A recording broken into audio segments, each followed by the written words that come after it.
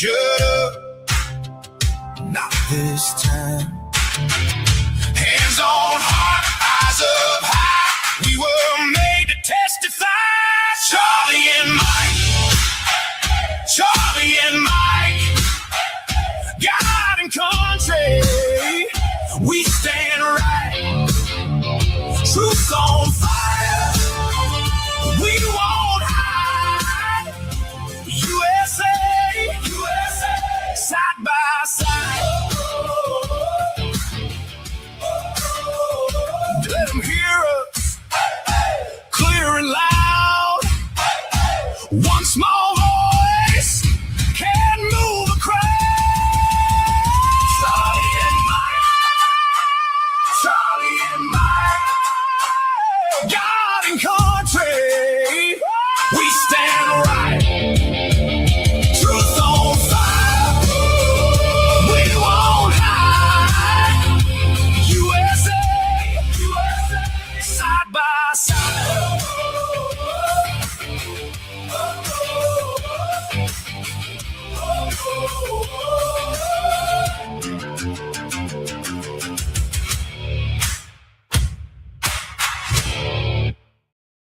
Yo, is that time again?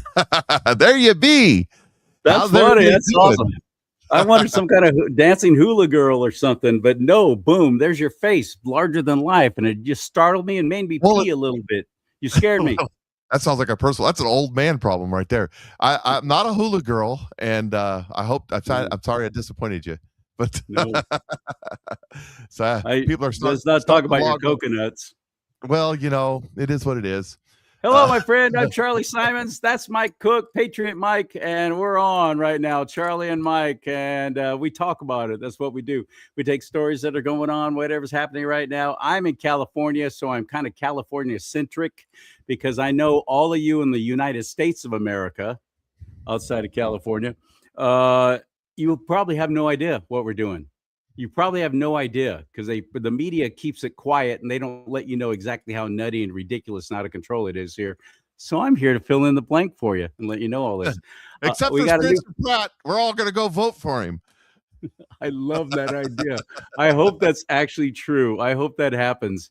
And I love your theory too, because I keep saying, no, I have zero trust in California voters. My own fellow Californians, no, we suck. We're ridiculous. Republicans don't show up. Our primary election, where is it right here? Where's my little pamphlet?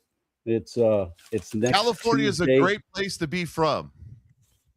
I'll tell you Here's right our now. primary election. That's happening this next Tuesday, June 2nd. And I'm telling you right now, speaking of elections, Republicans don't show up. There's an election happening right now, or wrapping up right now in Texas. I forgot about that.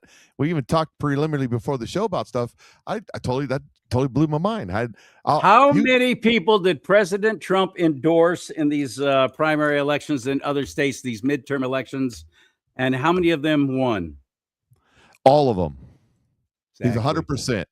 Wasn't it like 37 of them? I'm like, dude, this is fantastic. Oh, that's so. What happened in Texas? What's going on? I don't know. It's just wrapping up just now. As far as I know, they had an election today. Today, yeah, Cornine and Paxton were running, and yeah, I totally. Let's see, we got Al Green is out. Al Green is out in Carolinas. You know, the one with the cane. He's been defeated by another Democrat in the primaries. Ken Paxton is winning by 61% right now as we talk, with 30% of the vote in. This post is from 7:48, so that's almost 45 minutes old. So, we'll see what happens. I don't see any updated. Did President Trump endorse anyone running in that election in Texas?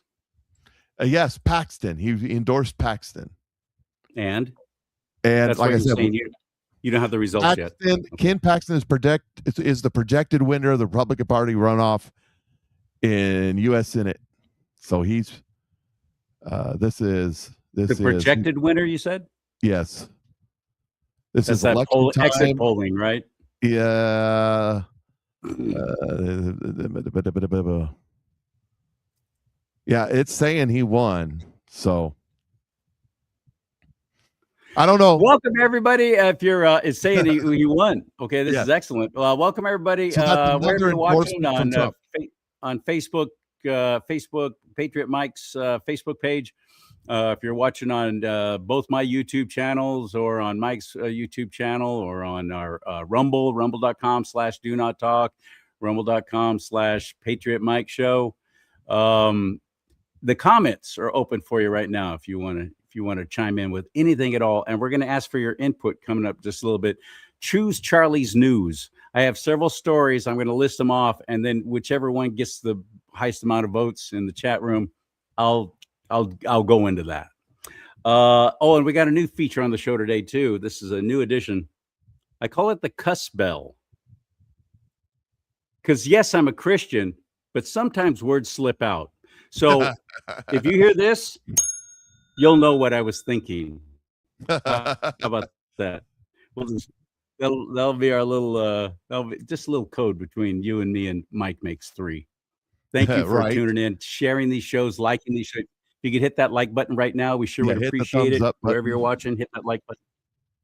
And if you comment, that helps with the algorithms too. And the algorithm is a real deal. And Rumble and all the other ones, if you start commenting 5 words or more, which is ridiculous, anything less is counted as a bot. It's just insane what we have to deal with trying to gain some traction to get some audience.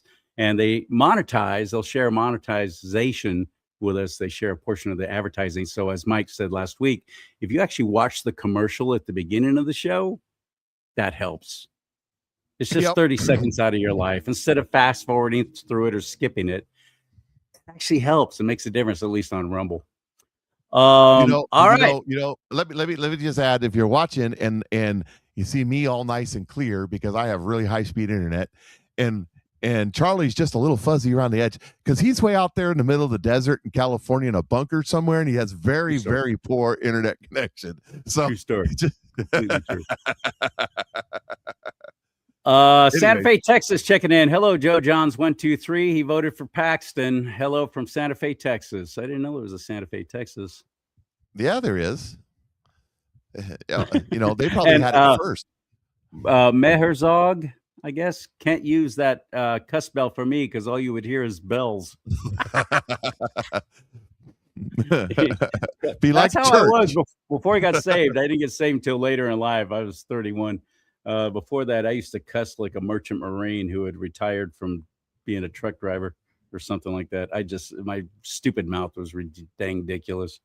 I suffered from the potty mouth even after being saved for a long time, and now I've pretty much got it licked. Except sometimes I'll use it intentionally. That's what the cuss spell is all about.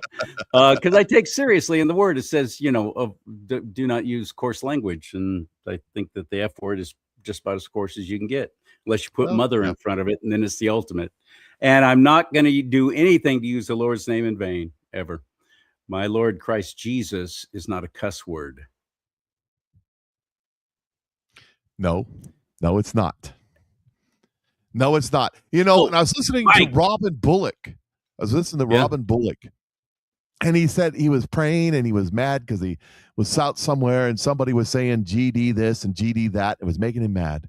And he was praying and God said to him, why you mad? And he says, you acting like somebody cussed out your mama.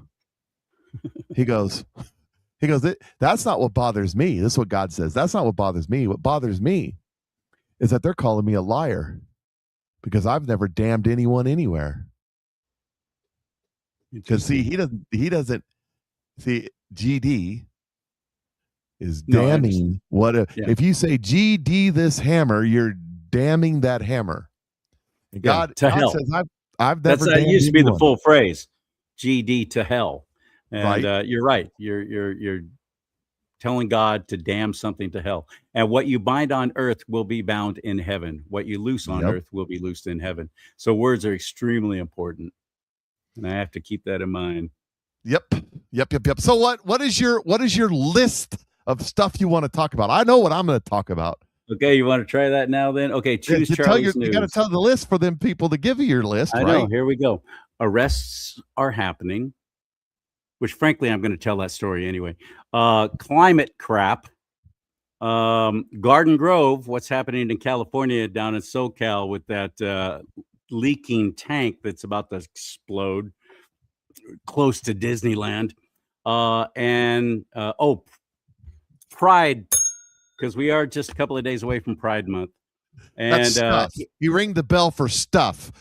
For stuff, yeah, sure. Okay, that's it. Pride stuff. Yeah. I got some Pride stuff too to bounce off of him too. Arrests are happening, climate crap, Garden Grove, or Pride. There you go. So he just wanted to use the bell. I did. I did because it's a new toy now, so I'm just going to play it until you get sick of it. So in the comment section, say which one you want to hear, and that's the one we'll talk about first. When arrests are Charlee happening, climate crap, what are we calling it? Grove. Huh? Oh, choose Charlie's news. Choose Charlie's news. Choose Charlie's news. When you choose Charlie's news, there you go. Yeah, there you go. So I've got Mike's news for the day while we're waiting on you to choose Charlie's news. Okay. So put them out there. Put it out there one more time, real quick, so everybody knows what we're talking about. I have to put my eyes on again. You keep making me wear glasses, and I hate wearing them. Just read the headlines real quick. Arrests are happening. Climate crap. Garden Grove, or Pride. So there you go. Choose your own adventure. That's right. So here we're gonna do this one. If you watch the Patriot Mike show, you've probably seen this one already. But those Charlie fans out there may not have seen this. But this was 60 Minutes, and they were interviewing this guy who is he wrote a book about the Great Depression. He's an expert on the Great Depression, and here's what he has to say. There are some economists who suggest that because Mr. Trump ties his success to the success of the market, that he's not going to let anything like what happened in 1929 happen, and that we should feel secure because of that. I think it's hard to know how things get out of control. When confidence disappears, it happens like this. So you spent nearly 10 years on this book.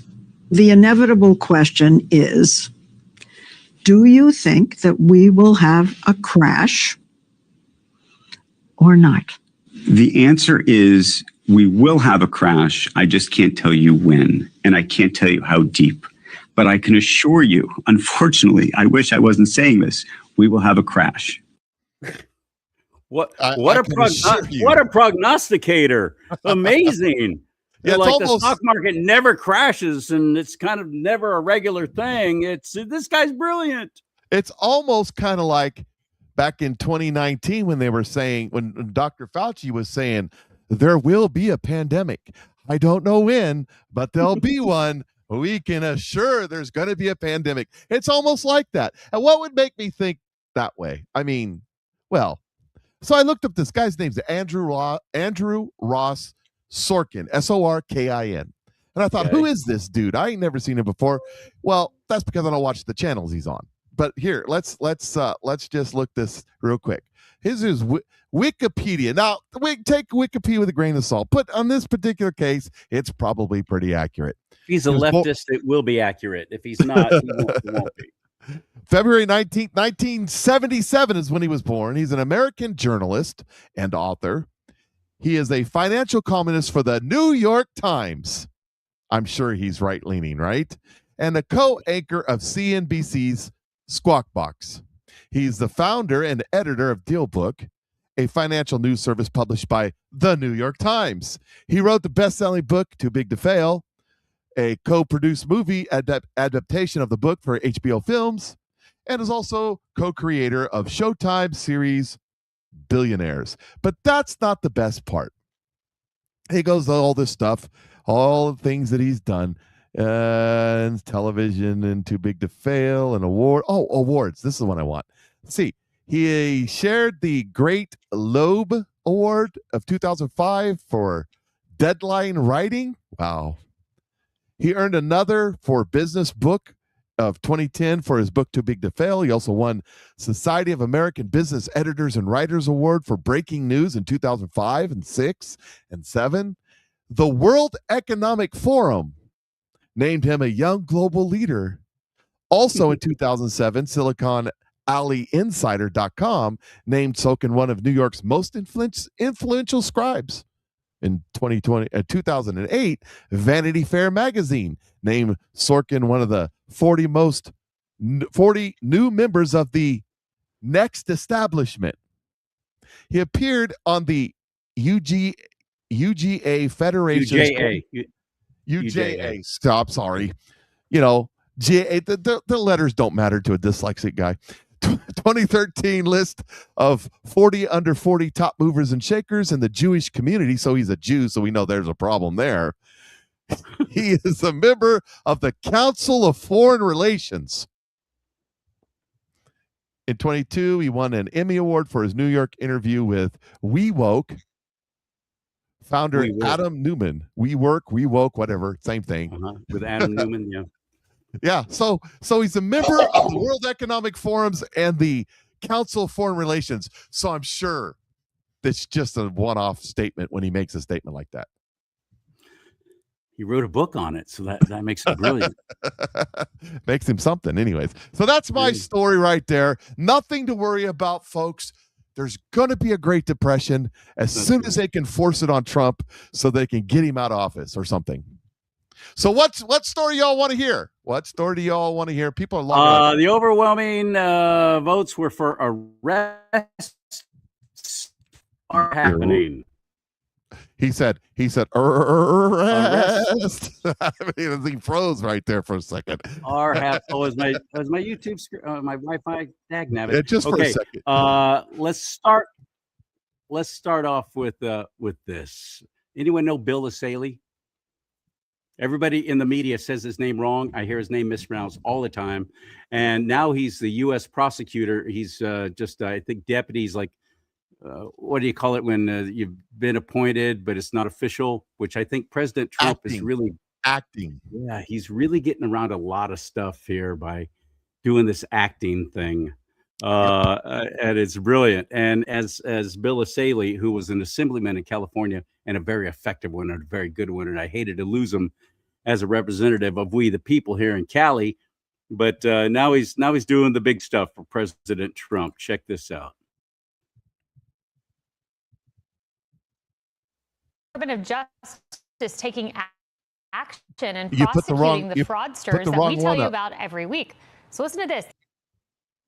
You put the wrong one up. Let's put this one up. No, I didn't. No, I put the right one up. Well, why is it totaling over 300? I don't know. That was weird. This is a Fox News alert. The Department of Justice taking action and prosecuting the fraudsters that we tell you about every week. So listen to this. The DOJ announcing that over the past 7 days, the Department of Justice has taken enforcement action in fraud schemes totaling over $340 million. And here are several of the alleged fraudsters that were arrested just this week across several states. The DOJ also secured several court victories. Listen to some of these. Now, in California, a former teacher admitted that she conspired to steal tens of millions in Medicare funds. Over in Missouri, a chiropractor was sentenced to 8 years in prison after allegedly issuing fraudulent prescriptions for powerful pain medications with no legitimate medical purpose. Now, he has been ordered to repay $4.7 million to Medicaid, Medicare, TRICARE. And then down in Texas, an illegal immigrant admitted, quote, to theft of government funds and aggravated identity theft using a stolen identity. She submitted immigration petitions on behalf of family members and obtained disability and Medicare benefits. Meanwhile, Health and Human Services Secretary RFK Jr. highlighted the Trump administration's ongoing effort to target healthcare fraud in the state of California. Let's get to California. Down 500 Here we go. offices in Los Angeles, and incidentally, we haven't had one call from Congress or anybody else about complaining because clearly these were fraudulent. Joining me now, the man leading the charge, First Assistant U.S. Attorney for Central District of California, Bill Asaley. Bill, you heard RFK Jr. there. You are in a state where this hospice fraud is apparently rampant. He hasn't had calls that people are missing out on their hospice care. And we covered a hospice facility in California where I believe it was 97% of the people lived. They're doing real miracle work out there. What are you finding as you prosecute these guys? Right. We are finding just a tremendous amount of fraud. We did just a couple weeks ago a huge takedown on hospice fraud with Dr. Oz, where in one day we arrested 15 people for over $50 million of healthcare fraud. That's one day's work.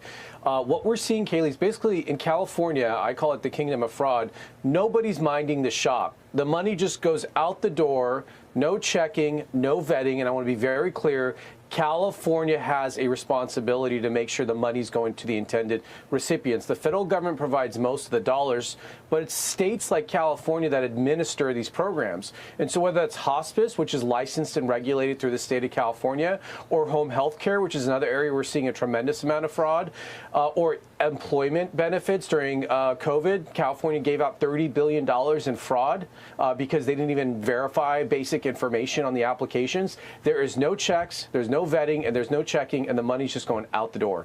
I have asked a question to Dr. Oz and then to Andrew Ferguson, who's on the White House task force, about whether they have spoken to Gavin Newsom. And maybe you could write it off and say, oh, Gavin Newsom doesn't want to talk to the White House and Andrew Ferguson because he's on the task force. But you are the district attorney on the ground in California. Have you spoken to Gavin Newsom? No. I've not heard a peep from him. He's got this troll account on Twitter that likes to spew comments, but that's all we hear from him is just trolling and mocking. He mocked Nick Shirley. He mocked our prosecutions. And then the next day you have his attorney general coming out and doing the exact thing we're talking about, which is fraud. So they don't know what to do, Kaylee. I think they're flailing a little bit. They wanted to not shine a light on the magnitude of the fraud. We're past that now. So now they're shifting, trying to make it look like they're serious about it. They're not serious. The legislature just had an opportunity in California last week to do, or this week, to do a task force and do some oversight, and the legislature voted it down. They're not interested in talking about fraud because it's an indictment on their government, on their policies and their practices, and they don't want to do anything about it. They just want to spend government tax dollars. And when he mocks Nick Shirley, and when he mocks you, and when he mocks the work of prosecuting fraudsters, he's really mocking the American people, the taxpayer. We all paid our tax bills Exactly. Wednesday. Great point. Great point. That's exactly what they're doing. And now they got the Stop Nick Shirley Act, AB 2623, something like that. The what? It'll pass. The Stop Nick Shirley Act. It'll pass. It probably will. Yeah, you're right. You're right. Because Rob Bonta is our attorney general. He's the one that's supposed to be prosecuting all this fraud stuff. He's the one that's supposed to be going after them. He's not. He has not. And his wife, who took his spot when he got. Let me see if I can run this down here. Xavier Becerra, one of the stupidest, most ridiculous people to ever hold public office, was our attorney general in California. And then he got stolen away by Joe Biden. Slow Joe made him Health and Human Services, something like that. Who cares? And then that opened up that seat, that assembly seat, right? So Rob Bonta, he gets snagged for attorney general, and his wife, Mia, decides she's going to run for that seat. And the stupid people in the San Francisco Bay Area, Oakland, Emeryville, all that, said, yeah, we'll put her in there. She's never done anything like this. Fantastic. Give us Mia Bonta. We voted for Rob, so we'll vote for his wife. They do that kind of crap here. They did it with they did that here in Missouri years ago. Doris Matsui is another fine example. California is just retarded that way. And so now we got an attorney general. You could have ended. Sorry, you could have ended with California's retarded. You didn't have to say that way. You're right. In a story. Okay, I'm done. Yeah, I'll just shut up after that. California's retarded. That just solved the problem. Now that it's happening, though. That's the exciting thing, Mike, because a lot of people on our side have been actually demoralized and downright depressed that nothing's happening. They thought there were going to be all these arrests right away, and they were going to clean up the They've already cleaned up the DOJ. They've already cleaned up the FBI, which is part of the Department of Justice. They've already cleaned up so many different things. Our president has a plan. He's a little distracted with some world affairs right now, but we got to trust this. The arrests will happen. As I've been saying to my own fellow conservatives, we still have all these dirty, filthy judges in place, and we've seen what they do when we do try and prosecute. Look what happened with James Comey, Mr. former FBI director, and Letitia James in New York. One judge goes, "Yeah, no, that's not happening." But see the seditious conspiracy charge out of Florida, that's the one that everybody's going to get.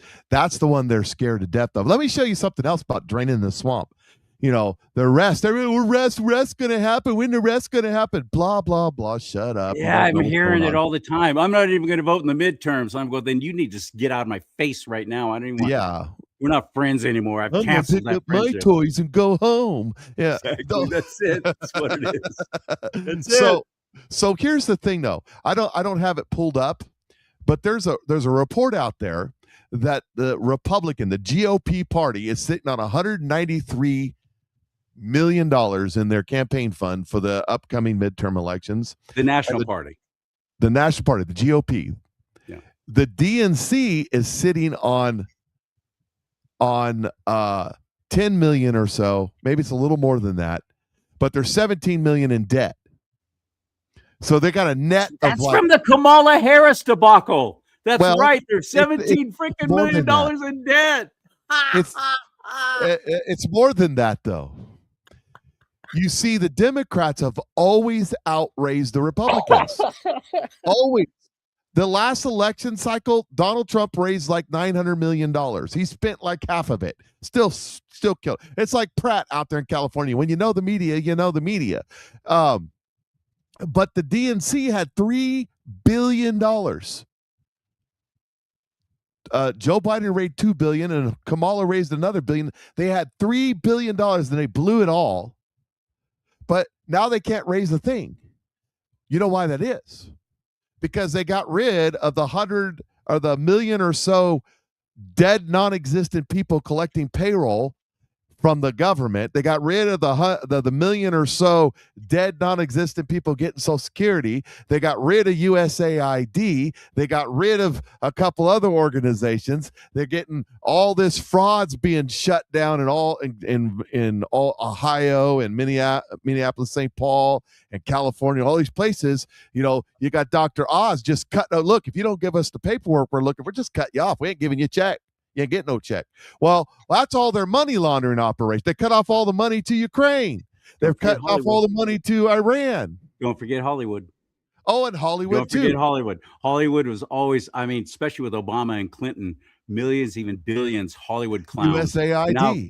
Now Hollywood is sucking hinds, and they can't even afford to give money to their own Democrat party. This is brilliant. And they're screaming, "You cut off Sesame Street." Oh, no. We cut off your funding. That's what you're pissed off about. So just a little inside baseball. We were set up. We had some technical difficulties on Charlie's side. We had to get that all worked out. While we're doing that, I needed to do a sound check so he could hear me. So I was doing my NPR impersonation. Let's hear it. I missed it. So I couldn't hear it. You couldn't hear it. It was, "Welcome to NPR. Charlie and Mike. Let's talk about it with the wonderful expert, 30 years in broadcasting, Charlie Simons." That's the NPR. All things considered. Yeah. That was a crappy news program. When you want to go to sleep, don't listen to it when you drive down the road. No, it's dangerous. Yeah. Speaking of the Dr. Oz. So here's one from, since we're talking about him, right? Here's one from Dr. Oz. Always remember, I'm not on my show, so I got to add ourselves back to the screen.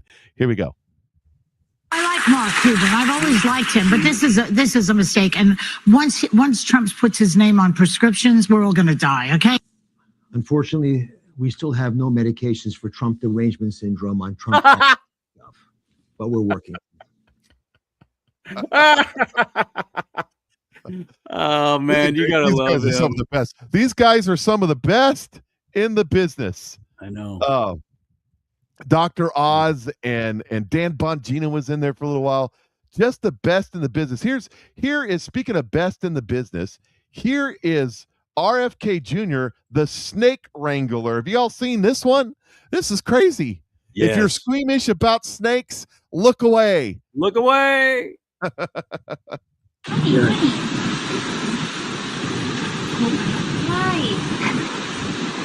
Why? Somebody says, why? So what are they? Ah, got him. Well, they were having sex. Got 'em. So what were they? What were they? They're still alive. He got bit again right then.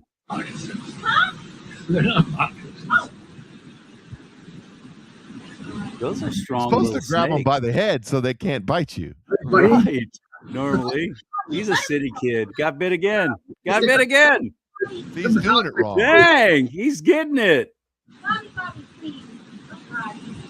It's like he's trying to hang on to Medusa. Snakes intertwining is the medical symbol. Good point, Kelly Fiddle. You know what I would be doing with the snakes is woo woo woo over the wall. Hey, Paxton won in Texas, according to a report we just got from Jay Boland. So he's giving his speech, the speech. So that's good. That's another one. So that's 38 for 38 now. Trump endorsements. And most importantly, and by the way, he endorsed Steve Hilton to win governor of California. Oh, good. Republican So, Steve. Not what's that really. tell I you? wish he wouldn't have done that. I'm a Bianco guy myself, but well, I understand. Maybe I'll get a good job somewhere in the California administration. I think that would be very, very good. He's been an extraordinary sheriff in Riverside County down to SoCal. So, when Trump endorsed Paxton, it pissed off everybody in the Senate. The Senate is now shut down to Trump. They said they're going to fight Trump at every step of the way. Thune and Murkowski and all of those knuckleheads. They're all pissed I can't off. wait to see them gone. I know, right? It's gonna. I can't either. And I got one more here, and then we'll go back to you, and because you got several stories you want to talk about. Did you see this one? So there's a volcano going off in the Philippines. Not that anybody cares. However, did you see this? I have friends there. Watch closely. Okay. Did you see it? That was a laser. That was a freaking laser. No, that was a meteorite, but whatever. Kind of looks like, if you're a sci-fi fan, kind of looks like a plasma pulse.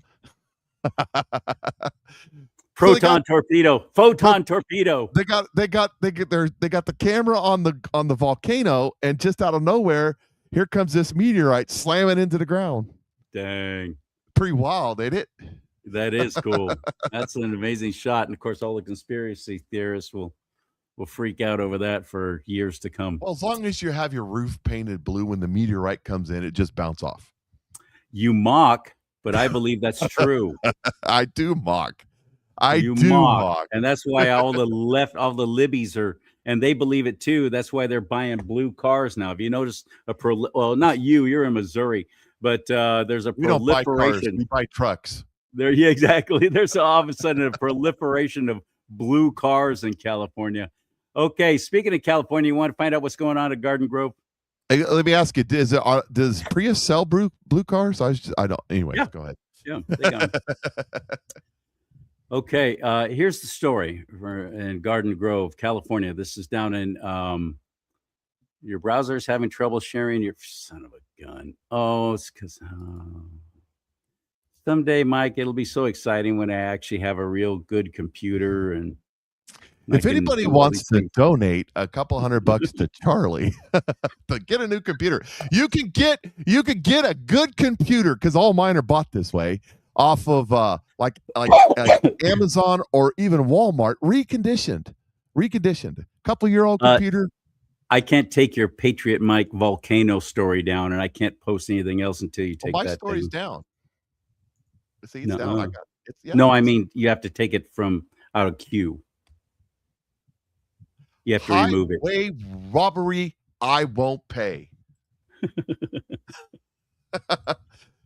Well, let me get that. Those little 3 dots there. So anyway, okay, I'm going to proceed as if nothing's going wrong right now. See, somebody just wrote in the chat room they have a blue Tesla, or their brother has a blue Tesla. So, well, that's okay. Good on you. Okay, here's the story about a man named Brady. Yep, see, it won't bring it up. Hold on. Try it now. We were doing it the other day just fine like that. We were. You're right, we were. This is frustrating. And every time it goes to custom files, and I have to click on all files, and then I have to double click the story. And now it says your browser's having trouble sharing your son of a bing, bing, bing. Okay, this time for surezies. Thank you for your patience. Most evacuations have been lifted for residents in Garden Grove after authorities determined that the threat of a catastrophic toxic chemical tank explosion has been eliminated. It was like 40,000, 50,000 people remain under evacuation orders. 44,000 were evacuated, where the hazardous materials crisis at GKN Aerospace began Thursday. But here's what they say. What happened and why they're relaxing that now. Let me show you. This is going to blow you away. This is what they have been, the threat they've been living under right here. Oh, come on. Chemical crisis. 44,000 people have been evacuated. Fire officials are saying the tank will fail. They just don't know when. And if it explodes, Disneyland is 7 miles away. Where is this place? So let's talk about where exactly this is happening. Because the location makes this way scarier than people realize. 12122 Western Avenue, Garden Grove, California. That's in Orange County, that's 2 about towns 35 away. miles south of downtown Los Angeles, When right you in the wish heart of one of the upon a most densely spill. populated corridors in the entire country. We're not talking about some remote industrial zone in the middle of nowhere. We're talking about a facility sitting inside a web of suburbs, highways, schools, and theme parks. What is this place? The facility is owned by GKN Aerospace, one of the largest aerospace manufacturers in the world. They make structural components for commercial and military aircraft, engine parts, fuselage sections, wing components. This isn't a random chemical warehouse. This is a precision aerospace plant that uses industrial-grade chemicals. In its manufacturing process, including a substance called methyl methacrylate, MMA. It's the base compound used to make acrylic glass, plexiglass, resins, and plastics. Normally, it's stable, manageable. But inside an overheating 34,000-gallon storage tank that crews cannot control, it becomes a self-accelerating chemical time bomb. What's around it? Now here's where this gets real. Look at what's within striking distance of this facility. It's a mile out, and that's the current evacuation zone. 44,000 people already displaced. Schools closed, roads blocked, residents sleeping in evacuation centers. 6 miles north, Knott's Berry Farm, still open, monitoring the situation. 7 miles northwest, Disneyland Resort in Anaheim, one of the most visited places on Earth, still open, still watching. Still 10 wicked. miles southeast, John Wayne Airport, active airport, flights still running. 12 miles southwest, Long Beach Airport. 15 miles west, the Port of Los Angeles and Long Beach, the largest cargo port complex in the Western Hemisphere. And threading between all of these, the 22 freeway, the 405, the 5, the arteries of Southern California. This happened over the weekend, Memorial Weekend. This happened. You can only imagine the bedlam of what was happening, where all that touristy stuff is going on down there. All the freeways are closed or partially closed. That's normal. These are 3 huge tanks with these chemicals in it that somehow, whatever that barrier is that keeps the right side from the left side, has broken down. And they're all 3. They're just like squirting water on it to try and get the temperature down. Yeah. Right. And but they literally cannot stop it. So it's a chemical reaction causing it to it's kind of like a nuclear explosion. Hey, that sounds like fun. Yes. So I had a report. Not chemical. I had a channel 4 nuclear. I had a channel 4 in Los Angeles. You got your mop gear? What? Do you got your mop gear? You might need it. My mop gear? You don't. Come on. You're still in the guard. I am. Yeah, your chemical protective suit. The I mask. gotcha. Okay, I I gotcha. don't remember what it stands for, even though I Yeah. was on the decon team. But you should have that somewhere. It was issued to us, carried around everywhere we went. I guess I have my PT belt that you wear before the sun comes up. You got your safety belt? You're fine. If you got your safety belt, you're good to go. You I can got walk. two. You I got can two. walk through Chernobyl when it was melting down with your safety belt on. You're Safety fine. belt. It will glow when the nuclear energy hits. Anyway, 3 of these tanks all imploding like this. And I'm watching this report, and I wanted to show it to you, but obviously I'm having catastrophic failure here. But thank you to our person in the comment room that said, Charlie, at least you're not in your truck this week. Yeah. That's a good point. At least you're not dressed like a tree. Count your blessings. But I wanted to run this report. NBC News down in Los Angeles, Channel 4, and they had this whole thing about the evacuations are being partially lifted, and some people are returning, but only within this mile radius and so on. Nowhere have I seen anyone in the news even asking the question, how the hell did this happen? Why is it happening? How come nobody's talking about the possibility of this happening again and again and again?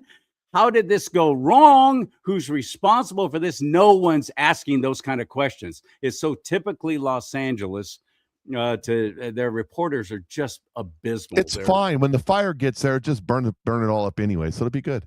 Oh, and that's the deal. So anyway, they're saying here's why they're letting some of the people return, because the tank that was the hottest and the most ready to explode is now cracked, and it released some of the pressure. Oh, good. That's always a good thing. That's how they presented it. Like it was a great thing. Oh, the tank cracked, so that's okay. It released some of the pressure. So all's good. Nothing to see here, folks. In the meantime, there's these big giant hoses squirting water. They have water for that, by the way, but they didn't have water for the Palisades fire.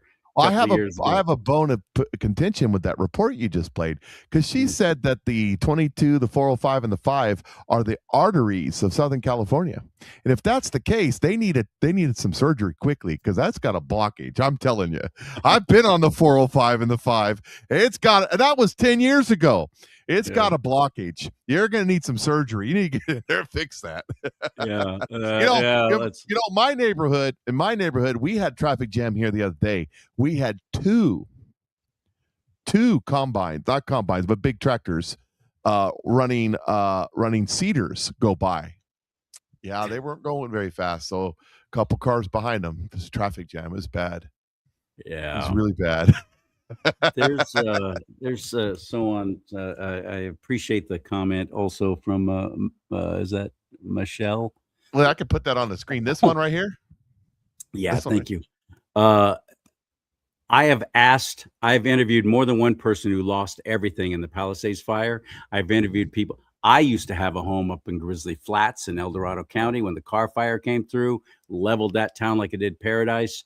4,000 residents, everybody gone. Everything's gone. Not everybody. Only a couple of people got injured. Nobody dead in that whole thing, which is amazing, because there's one 2-lane road in and out, and that's it. There's no other way to get in or out of there unless you know the logging roads up there. It's 4,000 foot elevation at the border of the El Dorado National Forest. You don't care about any of that. All I'm telling you is it's miraculous that nobody died in that. Yeah, but and Paradise, she mentioned Paradise, or they mentioned Paradise fire. That was a wonderful place in a beautiful area. You notice all these fires that suddenly erupt and go out of control are all in very desirable areas, very beautiful areas. Maui, Paradise, Grizzly Flats. Well, I think there's two not to get Palisades. It's their smart city that they're pushing. Well, no I'm doubt. convinced of that. Not to get all conspiratory, because I know we go down a tangent about space lasers and all this stuff, which technically is not possible. But it's way cheaper and easier to have a couple crackheads go out, start some fires in strategic locations on a windy day and burn. And that's what I believe happened at Paradise. Palisades. Solve the same. They have the same effect. Yeah. So you can build your smart city as space lasers, which cost you $1 gazillion to put in. I mean, 2 crackheads. What is it going to cost you to get them to go out and do that? A ham sandwich? Well, the conspiratorial people are saying it's the lasers are from China, but Chinese satellites. Yeah, well. But anyway, they mentioned PG&E. We've seen how well Chinese defense electronic systems work in Venezuela. Don't buy your radar systems on Temu. Not a good idea. Base lasers from Temu. Act like a billionaire. The PG&E thing, I do believe is extremely real. Everybody now has to have these smart meters because they're saving money by not having these meter readers go out like they used to. After every month, go and just walk the neighborhood and read everybody's meters. That's what they used to do. Now they have these smart readers. See, these smart readers. And the fire, that's why I've interviewed people who have been in these fires, and they describe that a fire comes in on the edge, and then especially if you live uphill from the fire, it's coming your way. It's going to come up your way. That's why Malibu happens, the canyon and the mountains there. Well, goes when up you the live mountains. on top of the mountains and the wind's blowing through the canyons, you know the fire at the bottom is going to go to the top. I mean, every time I start a fire in my barbecue, you start at the bottom and it goes up. It's common sense. But here's what's happening with these fires, Mike, and this is why I do believe the smart meters is the thing. Because I've seen video of these things sparking and starting fires. I've seen the videos. I've seen videos of them things catching on fire too. I don't know what was happening with especially big fires, but it's very important. I will say it happens. It was very apparent in the Palisades fire. Normally, you got your fires spreading, right? It's spreading. But here's what's going on during the Palisades fire. Entire neighborhoods were suddenly going up. Wait a minute. How did that happen? The fire didn't go across the neighborhood. Entire neighborhoods were suddenly going up. And then that neighborhood over there, and then that neighborhood over there. And I'm seeing these videos of these smart meters sparking like they were being set off. Something was being done on purpose to burn it all up so they can start their little smart city so Governor Hairdo can rock back and forth and be all giddy. But we're going to be imagining a new way, a new future for Los Angeles. The simplest answer that works is usually correct. Let's just the simplest answer that works is usually correct. So let me just I'm not denying that maybe there was a problem with the smart meters, but whether or not somebody was controlling them, I don't know. But let me tell you this. So this is just in our area, and I'm sure it's the same way in the Palisades, it's the same way all across California, same way across our entire country is part of the problem. We haven't upgraded anything in this country in my lifetime. We don't upgrade things. We don't fix things anymore. We don't build new anymore when it comes to infrastructure. So a friend of mine works for the power company out here, and he says, it's a great idea, these electric vehicles, but there's a problem. I said, what's that? He said that your wires, when your wires were put in your neighborhood, they were put in with 100 amp services or 50 amp services back 75 years ago, right? 100 years ago, even in some cases. So then everybody's home has upgraded to 200 amp services. So you're in a neighborhood where the wires that are running in and the power that's running in on those wires is right at its limit. Everybody's got 200 amps. The system was set up for 50 or 100 amps. You're already overloaded. So the government mandates everybody has to have a Tesla. So you get them Tesla superchargers in everybody's car. Those Tesla superchargers draw 200 amps. So everybody comes home at work at 5 o'clock, plugs in their Tesla cars, and the grid system goes. Well, let's just say got going on. They put these modern smart boxes in, which are designed to draw more amperage, right? To do your 200 watt regular home service amp, but the system connecting it is still 60 or 100 watt amperage, right? You get the fire coming in, the poles start falling down, the wires start getting crossed, and now your system's all screwed up. And now these little smart devices that they put, the old device that was just a simple, they would have been fine, but they got all the electronics and all the other gizmos in there, and they go. I'm just saying that's an explanation that isn't all conspiratorial. Well, like they could have been the the smart meters, yes, but done on purpose, no, is what you're suggesting. I don't believe that the ability, two things, the ability of man to be that capable, number one, especially in California, and number two, I don't think there's an ability for people to keep their mouths shut that they're involved. I mean, all it takes is OMG to get a pretty guy or a pretty girl to get you on Tinder, and next thing you know, after a couple shots of whatever it is you drink, staring at the boobies going, I was involved in that. I'm the guy that pushed the button. You know what I mean? They just blom it out. They can't control themselves. I'm just saying, the problem with that, so I lean more towards incompetency than conspiracy in a lot of these situations, just because. And I think that same thing. But remember, I've been in the media my entire adult life. I know how they operate, and I know where their loyalties lie. Well, the media is going to tell all kinds of BS. They will not put on a whistleblower like that anymore. There was a time that they would have. They won't. The media. Now. No one watches the media. Well, OMG puts it on there, gets 2.9 million views. Nobody watches. No one. Don't say no one. I'm telling you, man. They still do on the left. They still think they're nightly newscast. Our friend at yournews.com, the average demographic of Fox News and CNN and all that 70 years old. Correct. And they're getting less numbers per capita than we are. I mean, nobody's watching. I mean, you spend the kind of money they spend to produce. You keep saying nobody, but I'm telling you, half the population, at least in California, are still watching. And they are being. Just because they're all 70 years old. That's not my problem. You live out there. But then those little things get cut up in shorts, and they're on YouTube and they're on Facebook and all these little shorts. They're still getting the influence from the mainstream media. It's a very powerful thing, at least out here in California still, sadly. I wish it weren't. But remember, half of the population here thinks that everything the government does is fantastic. Well, they're a bunch of commies. What do you expect? Correct. They're a bunch of commies out. They just the party line. It's not. I mean, correct. Now you're getting it. Getting it. It still has a tremendous amount of power, is what I'm saying. Well, out there, but out here, nobody cares. Okay, good. Well, all right. It's like when AOC starts talking about cow farts. The old farmer out here is going, "What are you talking about?" Yeah. Wow. Okay. Well, that's what I got. What you got?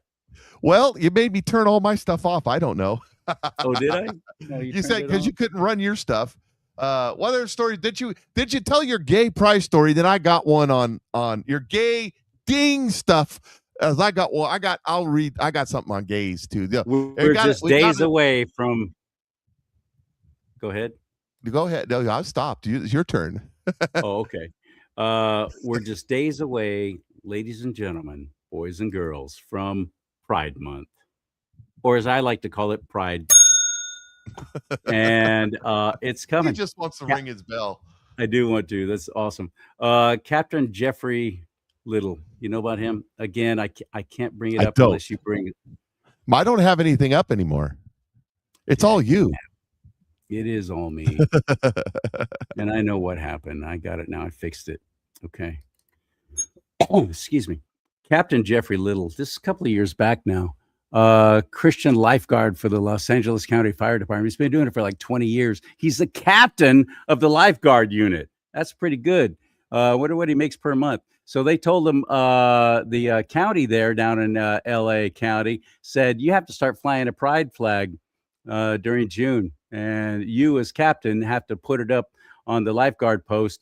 And you got to tell all the other lifeguards that are under you to put it up whenever they come in. And he said, no, I'm a Christian. I'm not going to do that. Thank you so much for playing. So they fired him. Right. But then not how they do it. I thought that's how that worked. Was you just fired everybody for not doing what you told. That's exactly what they do. Yes, you're right. So, here we go. Let's hear from Captain Jeffrey. What do you think so far? I don't know. I'm not hearing it. I know exactly. What the heck? I didn't do it. Son of a gun. Son of a biscuit eater. What's going on? Why do I keep having so many problems? This is why I don't run my own board. Oh, I'm sorry. Yes, I do. I wish I could blame this on somebody else, but we need we need somebody to donate to us like they do Stu Peters, so we can have a multi-million-dollar. He's right. Would somebody please help me get an actual laptop computer that's good for video and live broadcasting, please? Can you help me with that? Yeah, see, I have no idea, but the sound's not working. Well, I don't know what to tell you because I ain't got no sound. Well, let me see if I can pretty much run it down on how the left has instead of sharing yours. This is inside baseball for everybody out there. This is best shop talk here. Instead of sharing your one video at a time, when you click on the share button, hit share all, and make sure you hit the audio button. So there's a button like I'm going to look at mine right now so I can. I don't even see a share all. Hit entire screen all the way to the right, and then click on the screen. And then click on audio, which is what I'm doing right now. You're talking about entire screen. What are you talking about? Yep. See how I'm sharing my entire screen? See that? Yeah, just bear with us. We're going to do a show here. and here. This is quiet, numbskulls. I'm broadcasting. You didn't click the little button down at the bottom where it says audio. I bet you. Somebody teach this guy how to do his show. Remember what I was telling you last time? I'm going to make sure I do all these things in advance. I'm not going to try and do share screening to make sure that doesn't happen again. Well, I did that, and now it's happening again. So there's Captain. There's the captain right there. You saw him for a second, and that was his attorney. He's suing, baby. And it's looking pretty dang good. He wants his job back, and if I were him, I'd demand an apology while we're at it. So how are others on the left reacting? For example, let's go to the state of Washington, where there's a whole lot of God-fearing people who respect the American flag, right? Right. Here's a song for you. Here's a song for your bell. The ultimate symbol of freedom, sacrifice, and everything fantastic that this country stands for. Let me start over. There we go. Sorry, Mike. I was trying to jump ahead of you. Flag for most of us is Somebody the ultimate teach symbol us how to do this. Freedom, sacrifice, and everything fantastic that this country stands for. But for some, it represents something very different. Yeah, that's right. How about this? During a recent Linwood City Council meeting in the state of Washington, Council member Isabel Mata openly admitted that she relates more personally to the pride flag than the American flag. Now, her comments triggered immediate backlash from residents and veterans, forcing her to issue a public apology. That's right. Our chief Washington correspondent, James Rosen, joins us live from our nation's capital with the details on this latest incident out of Washington state. James, I don't know why, but the location doesn't surprise me. Tell us what you can. Well, good afternoon to you, Bob and Katrina. On the agenda at Monday's meeting of the City Council in Linwood, Washington, just about 15 miles north of Seattle, was the planning for America's 250th birthday celebration in July. The council heard proposals to modify, replace, or complement the 27 flagpoles that were installed in the city for the bicentennial celebration of 1976, one for each of the 27 variations on the American flag used since the founding. Council member Isabel Mata, seen in this photograph at lower right, advanced a proposal for the city to fly flags celebrating LGBTQ Pride or Juneteenth, and to remove, at least temporarily for that purpose, the flags representing the state of Washington or prisoners of war. That prompted pushback from the gentleman in the fleece vest at right, standing over Mata, Council President Nick Coelho, the proprietor since 2013 of Linwood's first ever Board Game Cafe. The flagpole Board Game Cafe. If we were to repurpose it add a third rung. I don't like the idea of taking down the POW flag. I don't want to pit veterans versus other groups. That just feels off to me. Mata's city council webpage identifies her as a queer, neurodivergent writer, advocate, and mindfulness meditation teacher. Of course she is. Who lives with her husband, Richard, and their 3 cats. In her comments Monday, Mata suggested some of the 27 American flags Probably married to the conjure cats. episodes in U.S. history that, quote, frankly, are not great. That's right. America's To me, not great. a pride flag is way more relatable than an American flag. I would not raise an American flag at my house because Of course you wouldn't. I wouldn't. I wasn't even born here. But I would raise a pride flag. And as the most diverse Should city raise in an all of Snohomish Islamic County, flag. I don't think that Yeah. I'm the only one who would maybe choose to have 27 other flags. Besides the American flag. You know, the problem is they didn't report it right. The news got to get it right. It's not LBGTQ. It's LBGTQRSTUVWXYZ plus minus multiplication long division exclamation point question mark. You got to make sure you get them all covered. MICKEYMOUSE. Right. Exactly. So you said you had a song? Well, a song for you about your bell. I just Okay. when you're hitting your bell, Yeah. I think about a song, and let's see, but that's My not Ding-a-ling? working. Yeah. Well, that's not working. Something's not working right. I don't know what it is. Okay, going back to the comments section, I appreciate the advice of somebody said maybe between before the next show, actually watch some how-to videos. We know how to do it. Maybe here we go. Maybe in the interim between shows, maybe there's somehow 2 videos on how to do it. Yeah, good point. What is no? Well, the problem is like right now, I've got it set up, but it isn't transferring, and it's not me. It's not me. It's you. What do you mean? I mean that what I'm trying to do is not there. So there's a issue. We have issues happening. So that's okay because I can fix it. And I can play the song that I was going to play right here. Just a portion of it. This reminds me of your bell.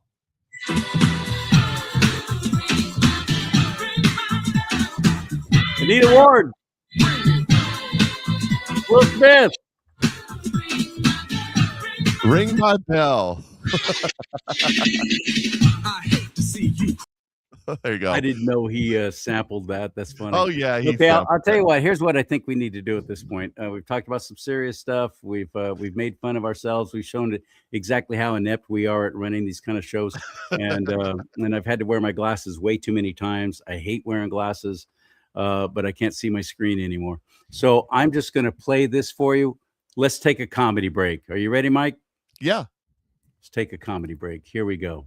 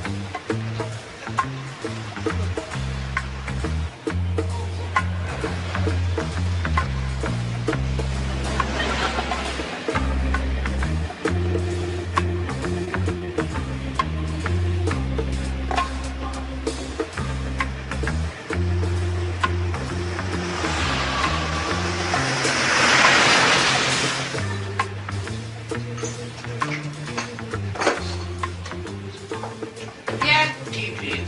1 tea. So English.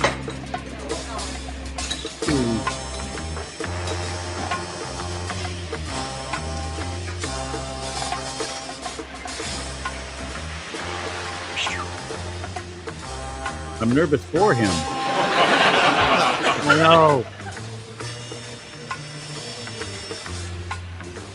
Oh, he's going to see it for sure.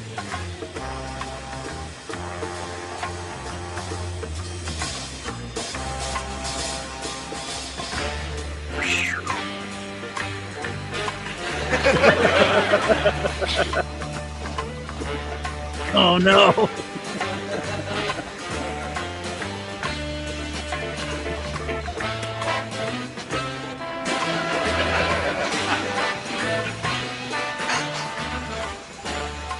Oh no.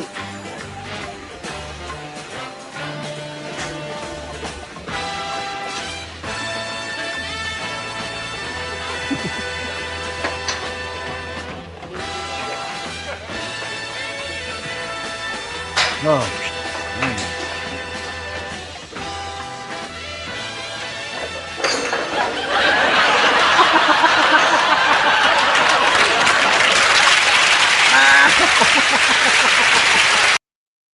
They're all sitting there waiting for the money. Show me the money. That is classic. So speaking of the LBGTQRSTUVWXYZ plus minus multiplication exclamation point long division question mark people. Yeah. Did you see this? According to the Babylon Bee, reporting in tomorrow's news today in the form of satire. Here's the Babylon Bee, a new product coming out. That's right. According to the Babylon Bee, in honor of Pride Month, Lego introduces Sodom and Gomorrah playset. That's right. Oh, how exciting. Yes, there it is, right there. Out of Denmark there, it says, hot on the heels of the company's new Everyone is Awesome playset and genderless blocks without male or female connectors. Everyone is awesome. I actually have that song. The Lego group revealed a commemorative Pride Month playset, a new Sodom and Gomorrah set. The entire flammable, destructible set includes dozens of pagan minifigs, plus a bonus Lot and his wife, who, of course, a pillar of salt. Children can press a button on the set and the whole thing explodes in flames. And they can even participate in the carnage using the included brimstone launcher. Hooray! The wrath of God is being revealed from heaven against the unrighteousness of men, shouted one child in a new commercial. For the set as a excuse me, I messed up there. For the set as he chunked some Lego brimstone at the village full of screaming minifigs. Flee, fornicators, for the Lord's anger is kindled against you. If you do not repent, he will whet his sword in vengeance. We're excited to celebrate the LGBTQ history with this iconic scene from the Bible, said Lego spokesperson Herfurder. I don't know how else to say that. There is fantastic representation in the set, which includes plenty of Middle Easterns, some angels, and lots of LGBTQ people, and one person of salt. And one person of salt. You won't find a more inclusive set anywhere. Right. It's the one person of salt that really gets me. It's almost a year ago now that Facebook deleted every single one of my pages and my Instagram, which is owned by Facebook. Never forget that. They deleted me from the platform, period. I can't even start up another page. I tried to start up a page with my dog Spike. I was just gonna call it Spike's page. And because it came from my URL on my computer or on my phone, that's how they nail you now. That's how they recognize you. You're thinking just changing your name and not putting and changing it around a little bit, and they won't recognize if you've been deleted off those platforms. Not anymore. So once I get a new computer, a new fancy, nice working computer, which would be great. I'm out to your ears, Lord. It'd be nice. $50 burner phone might do it too. I don't know. Could be. But anyway, yeah, I actually could try that, huh? That's right. You suggested that once before. I haven't done it, but here's the point. I even tried to start up a page from my mom's computer. She lives about an hour and a half away. So I used her computer trying to start up the Spike page, right? I don't know how they knew, but they knew it was me. No, you've been deleted from this platform. You're not welcome here. But it was all because last year I actually did a whole show about what a joke Pride Month is, what a scam and what a sham it is. And I brought receipts and I was, here's how they built it up. Here's how they started it. It is not one of those nationally, federally government recognized. My Facebook page now. I'm just kidding. Yeah, exactly. Well, maybe I shouldn't go further. No, I don't care. You're fine. It'll be all right. It'll be all right. You know, just make sure you don't insult the lovely little fellers that are so flamboyant. Okay, Yeah. I want to insult the homos. The flamboyant ones. Yeah, I call it the Homo Pride Month, but because that's what it is. I don't let the left dictate the English language for me. I don't say gay. I don't say lesbian. What the heck is a lesbian? You're from the Isle of Lesbo? I say transients. You're from the Isle of Lesbo? What is that? I don't let you dictate the English language. You're a homosexual. You got a male homosexual. You got a female homosexual. I'm a trans woman. No, you're a dude. You're a freaky cross-dresser. I just say transient. Okay, there you go. Well, maybe I should adopt that because what I just said are the things I said in my show. You could say preverts too. That's what got me kicked off. That's what got me totally kicked off. But you can say preverts contaminating our bodily fluids, because that's a movie quote. You can't even say the S word. You'll get kicked off YouTube or Facebook. They'll delete the show if you say the S word. And I'm not even talking about, although it's very prevalent in the homosexual community, the S word. SUICIDE. I don't even know spelling it will get us taken off. But that's how bad it is. That's how bad it is now. So they deleted all my pages, and it really hurt. It really hurt me because I had 40,000 people on there. Suddenly, I have no way of letting them know whenever I was doing a new show. And I do like 3 to 5 shows a week. And I couldn't let anybody know I got a new show out. And my numbers just like tanked. But I didn't quit. I'm doing it for the Lord. I'm doing it for truth, for honesty. And because I just believe that this is my mission. To keep calling out facts and keep telling the truth and keep sharing it with you, whether you like it or not. If you like it, follow. If not, don't. But because they took away all my pages, it really, really hurt my business. It really did. But it's growing. It's coming back now. It's coming back quite well on Rumble. I looked at your Rumble out there. You got some good shows with good numbers. So, some of the words that you can use, This is my thing, replacing words, because I can't pronounce them half the time anyway. So, I can't pick on Candace Owens because she can't pronounce words. I can't pick on her for that because I'm the same. I think she's dyslexic like me. But so I say transients. I say prevert, which is from specifically quoting from Dr. Strangelove or How I Learned to Love the Bomb, the old general that goes crazy, the prevert, the communist preverts contaminating our bodily fluids, our precious bodily fluids. I say, instead of unalived or something like that, I say self-deport the planet. See, you can say that way. Instead of saying the S word. Instead of saying the S word, self-deport the planet. Same thing. I like it. You just gotta change your words. I always said the Rona instead of the virus. You still can't say the word on Facebook and YouTube, but I always say the Rona. The Rona's got me. I always say that. So it's just replace words. It's not a big deal. Just got to learn to roll with the punches. But see, you got to replace words jokingly. So you got to make a joke out of it. I don't do that, and that's why I've got 2 strikes against me on YouTube, and one more they're pulling they won't monetize me on YouTube, and that's where the money is. Everybody makes money on YouTube. No, they don't. Nobody makes money since Google bought it. Nobody makes money on YouTube. That just replace the word. Find something funny, and you're mocking them when you do it. That's why I do it. That's why I say self-deport the planet, because it's mocking 2 things at the same time. you can't say the unalived word, and self-deporting like the illegal immigrants, and that's why I do that. That's why I've said the Rona all along.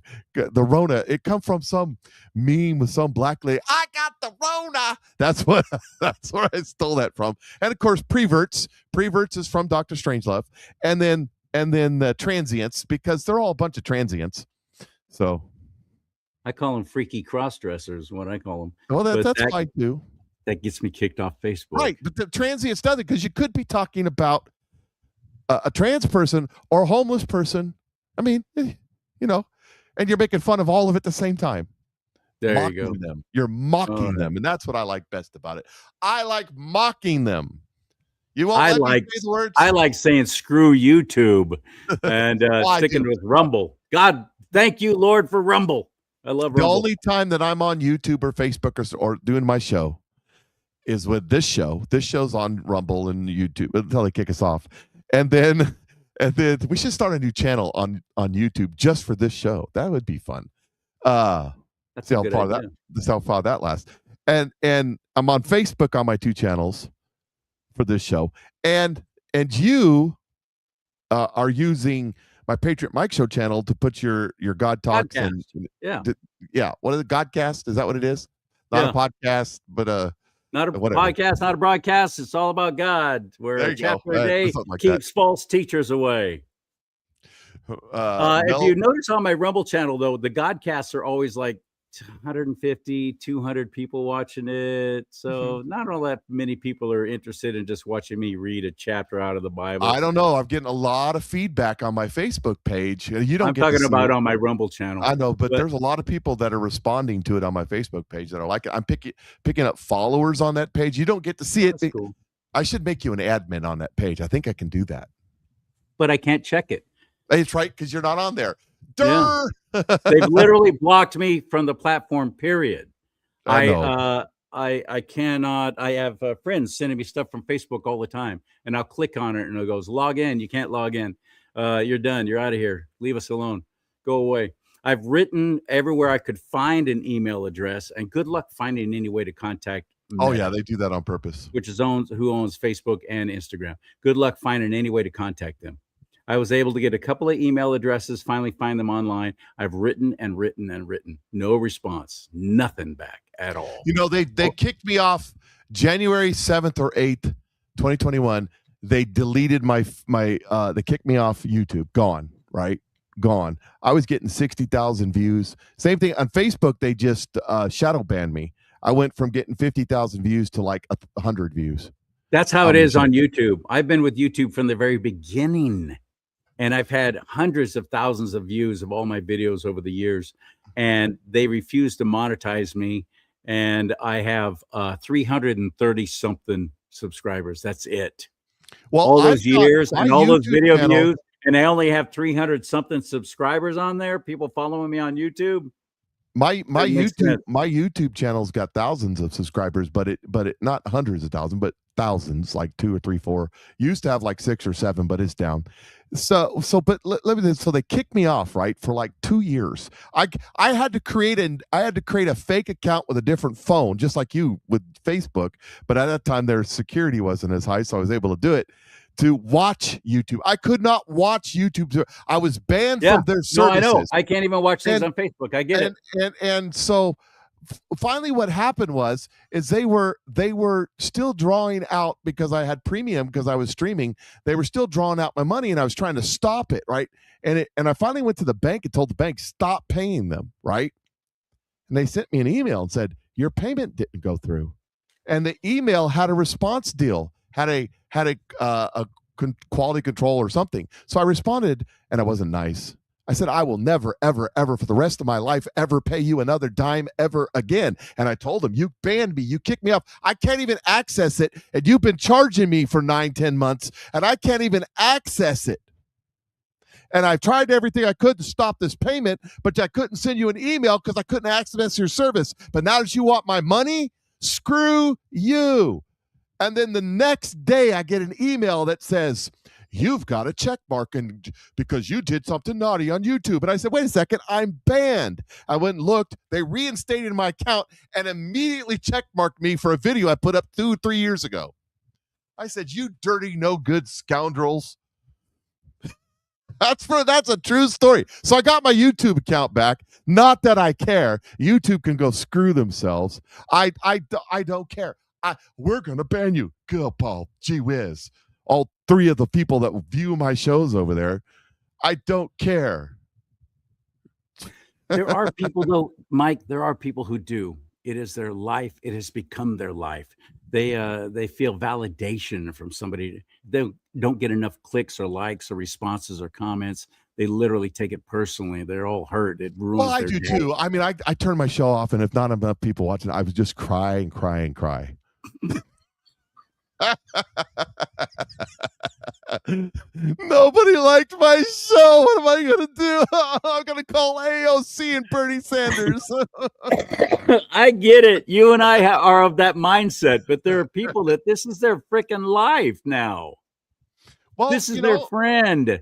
Social media has become their friend. They're confidant, and they're having arguments with AI and crap like that.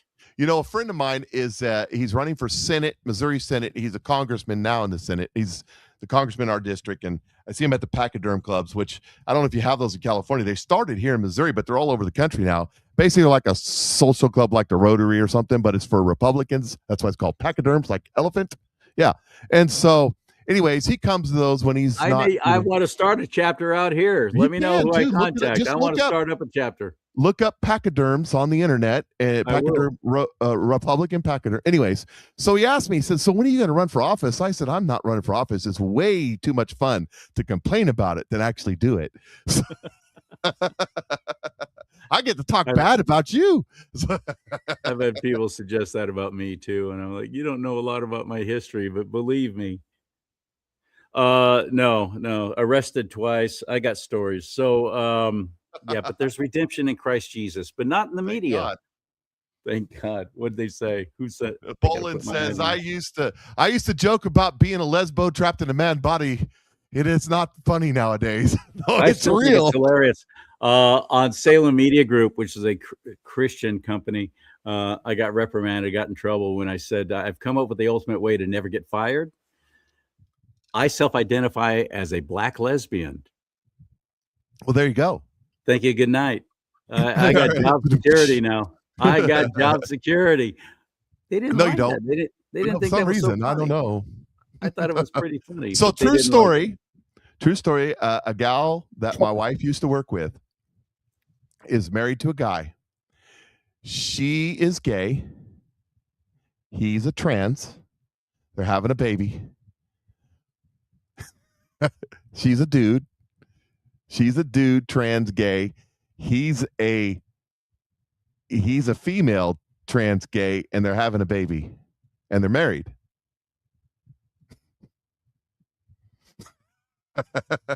Do the math on that one. It's a man and a woman, and they married, and they had little vaginal sex, and he just But she's a dude, and he's a she. I said to my wife, I said, how much more can you take your marriage, one man and one woman, and separate it from God than by doing that? Great point. Yeah, exactly. Good point. I don't think it's possible. That's a true story. A real person. I said, those people they're confused. They are very confused because everything's still anatomically correct, obviously. Yeah, exactly. Obviously. Yes. Yes. All right, my brother. I got one more before. I know you're wanting to wrap up, but I got one more I want to play for you. I got one more. It's a funny. I got all kinds of stuff, but I don't know if it'll play. Well, this one will play, and you'll love it. This is actually a true story. I've seen the actual story of it. I just like this guy's take on it.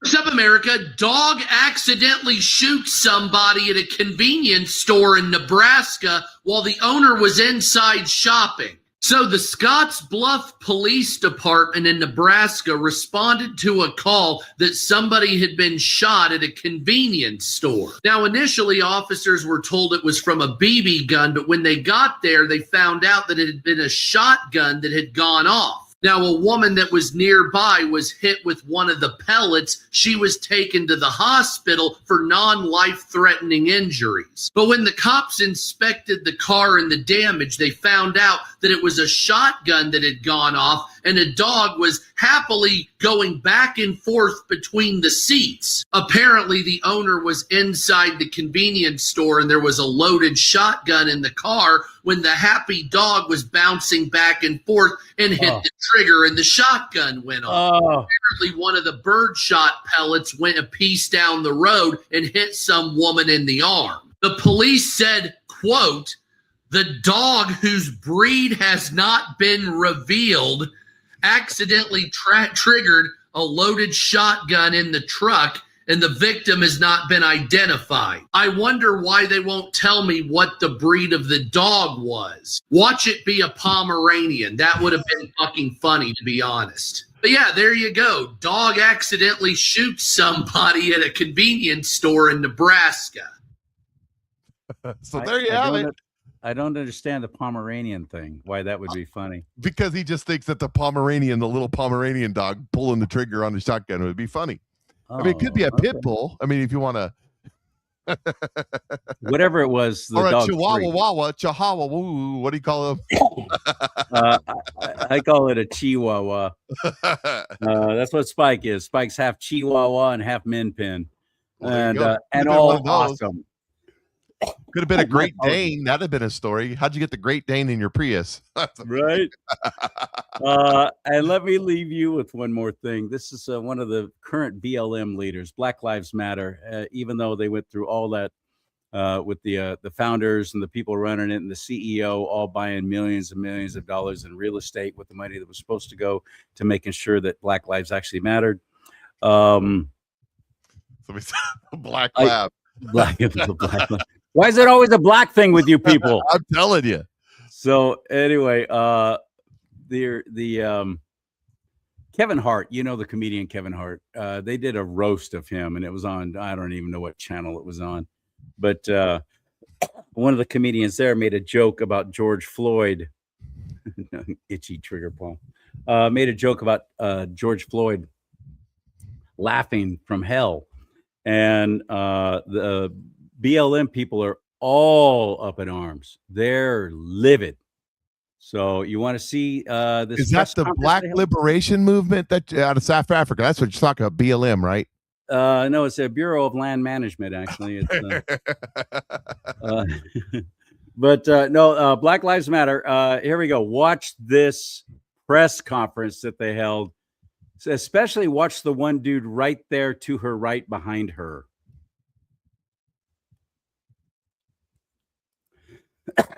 I did it again, my friends. I hit the wrong dad blame button. Well, those buttons are hard, I tell you. Buttons are hard. They are. This is going to happen. It's going to be worth it. Trust me. Here we go. This is it. We have this time for sure's. Nothing mattered. We are here today to call your attention to the fact that an egregious, disgusting joke was made about George Floyd. Here we are about to memorialize George Floyd for year 6 after his brutal murder at the hands of the Minneapolis Police Department. Our community is still experiencing grief and trauma. We have young people in our community who were children at the time. They're now teenagers, still dealing with the impacts of the police killing of George Floyd. And instead of allowing our community to grieve in peace, to celebrate George Floyd in peace, we have Netflix comedians making light of the brutal killing of George Floyd. It is unacceptable and it is unconscionable.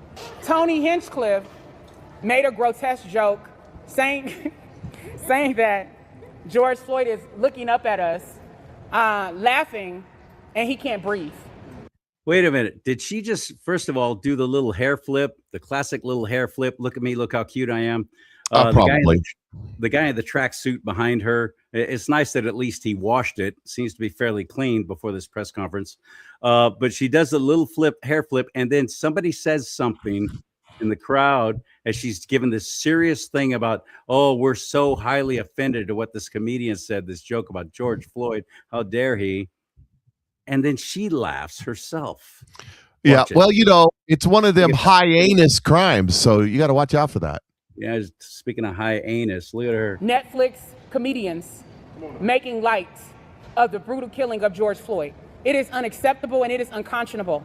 Tony Hinchcliffe made a grotesque joke saying, look at the guy in the back behind her. George Floyd is looking up at us, laughing. That's because it's funny. And he can't breathe. When I saw the clip, wait a second. Play the clip back up a little bit. Did I hear what I just heard? Joke exactly. Saying that. There, see, George she just Floyd laughed. No, not George that. Floyd. It is unacceptable and it is unconscionable. Tony Hinchcliffe made a grotesque joke saying that George Floyd is looking up at us, laughing, and he can't breathe. Is that a freaking smoke detector going off in the background? Is that a what? A smoke detector. Back it up about 3 seconds. Okay. Right there where laughing, and he can't breathe. See? When I saw that clip. Oh, you can't make it up. In that glass high rise. Online, it made me sick to my stomach. But we are here to declare today that there needs to be accountability for Kevin Hart's Look at the guy behind her. He's just like sick to death of this whole thing. He doesn't even want to be there, but he wants everybody to see him. Hey, I saw you on TV, man. Killing of George Floyd. I gotta find that video. Instead play of that allowing 100 our times on my community show. to grieve in peace, to celebrate George Floyd in peace, we have Netflix comedians what are you saying, Mike? Are you making racist? light of the brutal killing of George Floyd. Detector. It is unacceptable and it is unconscionable. Tony Hinchcliffe made a grotesque joke saying that's just what got me the most right there. They're so disingenuous. They're so fake. All outraged. Did get the chirp in there, though. That's a Saturday Night Live skit. You got the chirp, but somebody in there said something that made her laugh, a little inside joke, and they're so serious. This is such a serious. We're so offended. Oh, here's what the joke was. Because the BLM, Black Lives Matters, was started by a guy from Missouri, family from Missouri, back when the Ferguson stuff was going on. Then it was taken over. It was taken over by two ladies, two sisters from South Africa who were trained Marxists and witches by their own definition. They said that. I didn't say that. They said that. The organization in South Africa that has taken over the country is BLM, Black Liberation Movement. Black Lives Matters. It's the same Marxist organization. They do the same thing. What that really stands for then. The ones going around chanting, I have the video where their presidents going, and Donald Trump, the president of South Africa, came to D.C. earlier, maybe it was late last year, and they had the conference, in the Oval there, in front of the fireplace. President Trump made him watch those videos of white farmers going, kill the boar, kill the boar, kill the boar, which are the white people in South Africa. Right. And he's BLM.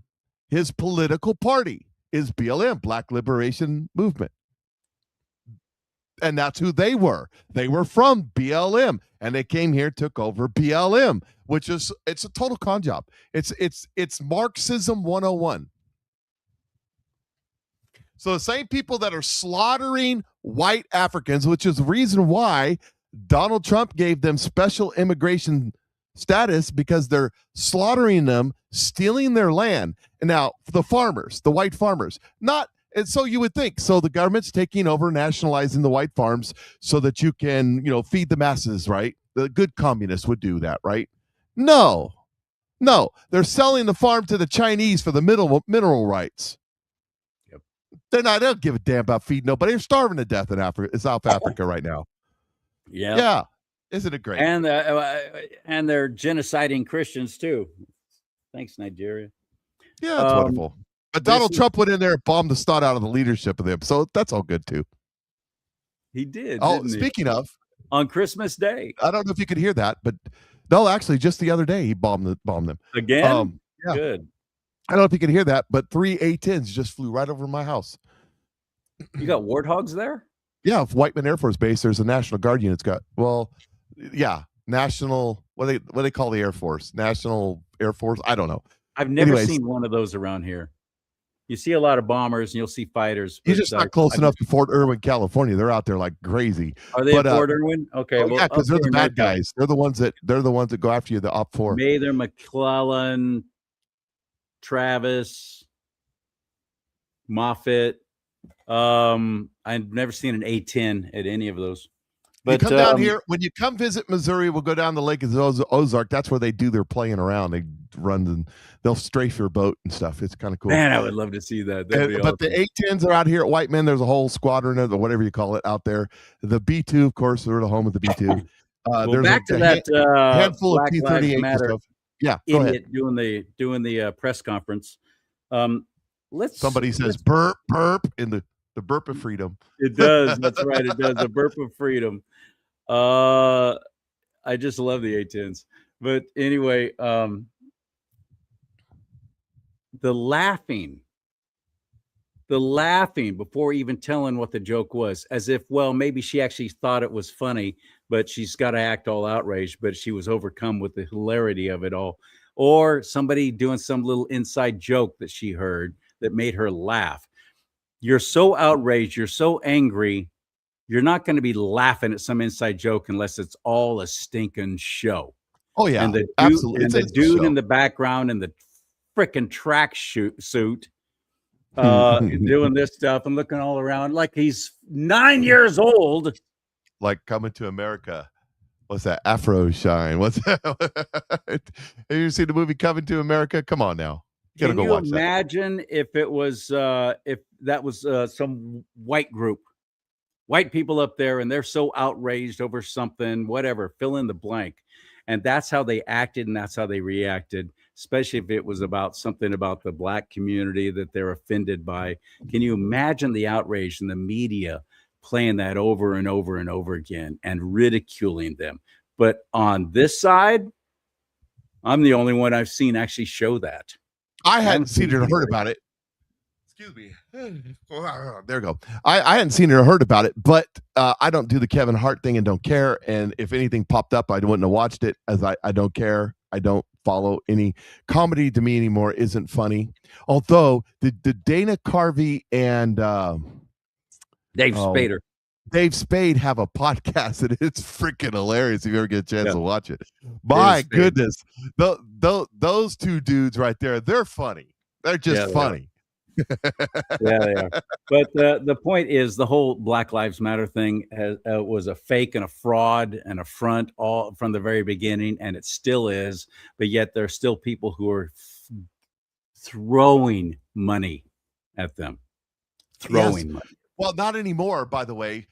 Several of the leadership of Black Lives Matters here lately have been arrested. I don't know if you've seen that.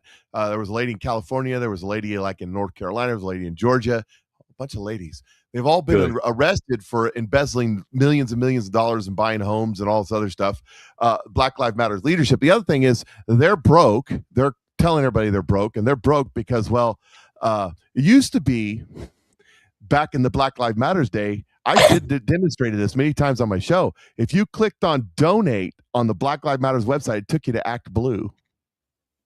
Yeah, that's right. And so the money at Act Blue is drying up because USAID is drying up and all the other government fraud is drying up. So Black Lives Matters money's drying up. And if you clicked on Antifa's, I don't even know if Antifa still has a website, but it used to be you clicked on their website, it took you to the Democrat National Committee or Convention or whatever. Took you to and the all DNC that page. because Black Lives Matter was really a money laundering operation more than anything else, and a Marxist organization. So they had to launder all that money somehow, and it just went through there. Anyways, that's all drying up now. Darn the luck, darn it, because nothing happening. So Well, I just hate double standards. I hate that no one in the media is pointing that out and talking about that and ridiculing them for it, and especially Whitey. Soul No Glow, that's right. Whitey I is forgot what it playing was that. No called. Whitey is saying the things that we're saying right now. I'm not seeing this on other podcasts or anything. So, Oh, well, that's because nobody watched the show. That's probably what it was. It probably got less than Charlie gets on his webpage. I'm on Rumble. I mean, nobody watched it. Nobody watched it. Nobody cares. I mean, nobody cares. I mean, it's like football season coming up. I get kind of excited about the Chiefs. They made some good decisions, but it's kind of like getting the New York Jets playing the Raiders. Like nobody watches it. Nobody cares. I mean, right? Gotcha. Who can suck the worst? I mean, that's really what it is. Nobody cares. Kevin Hart is a has-been wannabe. I mean, I wouldn't say that. I think he's still I very am. funny. I think he's great in movies. I get a kick out of him. Well, here's my problem. He makes me laugh. Of course, I've left California. I don't have to put up with all that crap, but most of these comedians, whether it's Kevin Hart or Jim Carrey or name any other, the what's his name that did the Night in the Museum ones, every movie is the same joke. Ben Stiller. Every movie is the same joke. Everything's the same. There's no variety. You could say with Will Smith, for example, he made movies. There were some of the same joke style, but he did other movies too that was repetitive. He broadened his horizon. But most of these comedians, the Rock, all these actors, it's the same. If you've seen one movie, you've seen them all. It bores me to tears. So I don't go to the movies anymore. I don't care. I'll flip through and find the old movie and watch the old movie where they actually had to try to act. I still love going to the theater. Absolutely. And I go by myself. I used to be embarrassed about that, but not anymore. I go to the movie theaters. I love it. I saw The Great Awakening there. It was a limited release thing. It was a Christian film, and it was extraordinarily well done. I'm so glad I saw it just recently. What else did I just see recently? I wait for it to come out on streaming, and then when I watch the first 10 minutes of it, it bores me to tears. I can just say, well, that's dumb. Watch something Not else. me. I love the experience of the big screen, the big sound, all of it. I take my dog in with me now. I take my dog into the theater with me now. It's awesome. Nobody says anything. With it. I've never seen anyone else bring a dog into a movie theater. Dog. But I do. Anyway. No, he's not. He's not. He doesn't have the best. It's none of that. You're in California. You got to have an emotional sport giraffe. It doesn't really matter. I've had people ask me that when I try and bring them into different stores and so on. They go, is he an emotional sport animal? And I go, or no, what is a service dog? Is he a service dog? And I go, I'm servicing him because it's too hot to leave him in the truck. So that's why I'm coming in.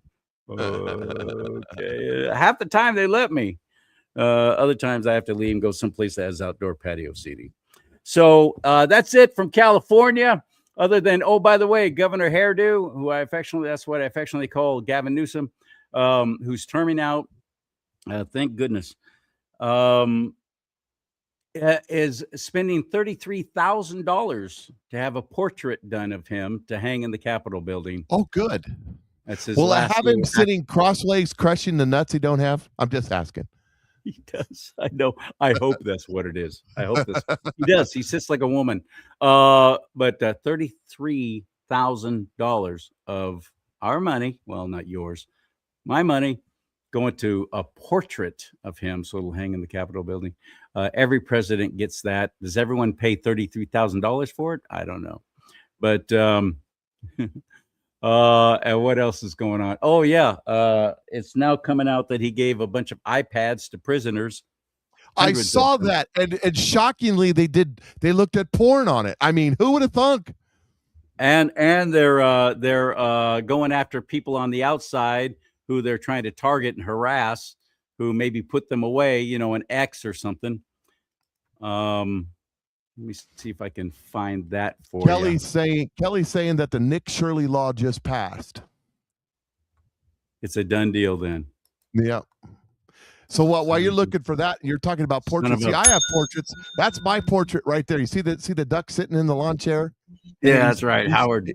He's looking up at the bullets in the wall. You see that? There's bullets in the wall right there. Yeah. See, if you look right, I'm not a weathercaster. Right there's a bullet, and there's a bullet right there. Yeah. The portrait is called Sitting Duck. Right. No, I'm familiar with it. Okay. Just let you know. That's my $33 picture. Here we go. I'll leave you with this. This is the rampant fraud in California, and it's all about to bust wide open. Thank God. Check this out. Your video is a bit too short.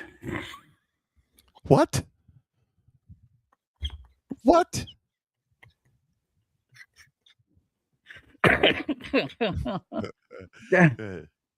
We're broadcasting through this service called StreamYard, and that shouldn't be a problem. Why would it be a problem? Thank you. That should not be a problem. Your video is a bit too short. This feature would work best with longer videos, so I can't even show this to you. Huh. That's why I run everything off Telegram, but I'll talk to you about that. Never mind. It's okay. So this has been such a frustrating show just for that crap right there. I'm going to try one more time. Nope. I've never seen that before. I haven't either. I don't know if it's my computer. I really don't at this point. I don't know what the problem is. I just know it never seems to work for me right. Which maybe that's an enduring quality. Maybe people are going to find that really attractive, that nothing ever works right for me. And I'll become like the sad sack kind of character. I'll be the Kramer. Eeyore. You could be Eeyore. I'll be the Kramer or the Eeyore of the Charlie and Mike show. It's so bad. Nothing ever works for me. Listen, you want to make people happy, Charlie? Help me. Nothing's happening right for you. Just let us see your dog again, and then all is forgiven. Yeah. Thank you, Spike. Thank you, Spike. You know, we probably ought to end this disaster before it began. Any parting words other than, screw California? Oh, here's my parting word. Gavin Newsom will not run for president, but AOC will. As a matter of fact, she's starting an exploratory committee right as we speak. Also, Candace Owens, Thomas Massey running for president together. What an idea. Who'd have thunk? But I say, wait, what? Whoa. Are you just saying that flippantly, or is this real? Candace Owens brought it up. With Thomas Massey. With Thomas Massey. I say AOC Thomas Massey ticket 2028. That'd be fun. The president wrote a amicus brief to the Supreme Court talking about how it isn't fair that the Democrats absconded, and stole his election, and also harassed and harangued and impeached him twice on false premises that they made up, and that they're about to prove that it's made up. And he wrote an amicus brief to the Supreme Court asking if there's a remedy for that. Kim Clement said, when prophesizing that Donald Trump was going to get 2 terms, he said another 2 terms. And then he corrected himself and said 2 terms. But I'm here to tell you, it's prophetic word, that when a prophet says something and then corrects himself in the midstream because he realizes that's unconstitutional, you can't do that, usually the first is right, because God is always right. Another 2 terms. Well, many of my friends believe that Trump was president all through the whole Biden thing. It had something to do with an insurrection act and something to do with this and that. And well, Trump let's just say that was so setting them all up all along to take this incredible fall. The simplest answer is usually true. The election was stolen, but Donald Trump was not the president. Joe Biden and the auto pin was. So on paper. But behind the scenes, who was sitting in the? Well, no, who was sitting in the seat? I've done shows. I understand. I seen all that stuff too. We can argue about this next week on our show. But let me just point this out: Joe Biden was in the seat. The people around him had the power. Joe just got his pudding every day. It was fine. The people around him had the power. The military, your taxes, the destruction of our commerce, the destruction, the going after their political enemies. The apparatus of government was controlled by Joe Biden's people. I don't care. All that other stuff, bull crap. We sat through here going, it's going to happen. It's going to happen. It never happened. That was called Patriot Mythology Insurgency. They were sent in to take over our side and cause you to be disillusioned because nothing's happening. The truth is that Joe Biden had control. Well, Joe Biden didn't have control of anything, not even his bowel movements. But the people around Joe Biden were in power. That's why they used the auto pin. Okay? Donald Trump was down at Mar-a-Lagoing, planning his comeback. That's the truth. It was stolen. It shouldn't have happened. But that's the truth. And anybody that tells you some grand conspiracy BS Barbara Streisand, then tell me why it didn't play out differently that Donald Trump had to win the election again. That was part of the plan. Oh, yeah, that's easy to say. Yeah, it's part of the plan. It's all part of the plan. It's a movie. No, it's not. It was part of God's plan because God had to put a placeholder in to get Trump prepared spiritually to come back. Robin Bullock, when asked in October of 2020 if Donald Trump would win, he said he will in a landslide. And the guy goes, really? He goes, except that a landslide takes a long time to dig out of. Huh. Think about that. Just ponder that for a little while. Oh, it's way too philosophical. Forget that. So I'm not buying. I mean, it's a shadow president. There was a shadow president. His name was Barack Hussein Obama. Yeah, I agree. I agree. That's part of, you got to understand. You got to understand. If all these people go around, Donald Trump was really in charge. Oh, yeah, he was working in the background to drain the swamp and all that other crap. No, because this seditious conspiracy thing that we're all about to get hit with, they stole the presidency. They occupied the White House illegally for 4 years in a seditious conspiracy. If Donald Trump was running it from the background, there was no seditious conspiracy. Therefore, no crime. So all the people that you want to get arrested aren't going to get arrested. Stop it. Let God do his thing. It's coming. It's coming. It's coming. It's coming. By the way, Tulsi Gabbard, they said that she's going to be on a rampage in the next 30 days because she's resigned. You heard that, right? Yeah. Yeah, because her husband's got some kind of cancer. And and I guess it's pretty bad. But they're saying the next 30 days, a bunch of people on her team are saying that she's going to spill all the beans in the next 30 days on the way out the door. With the Russian. Oh, is it June? It's June 30th, I think. June 30th. Okay. Really? Yes.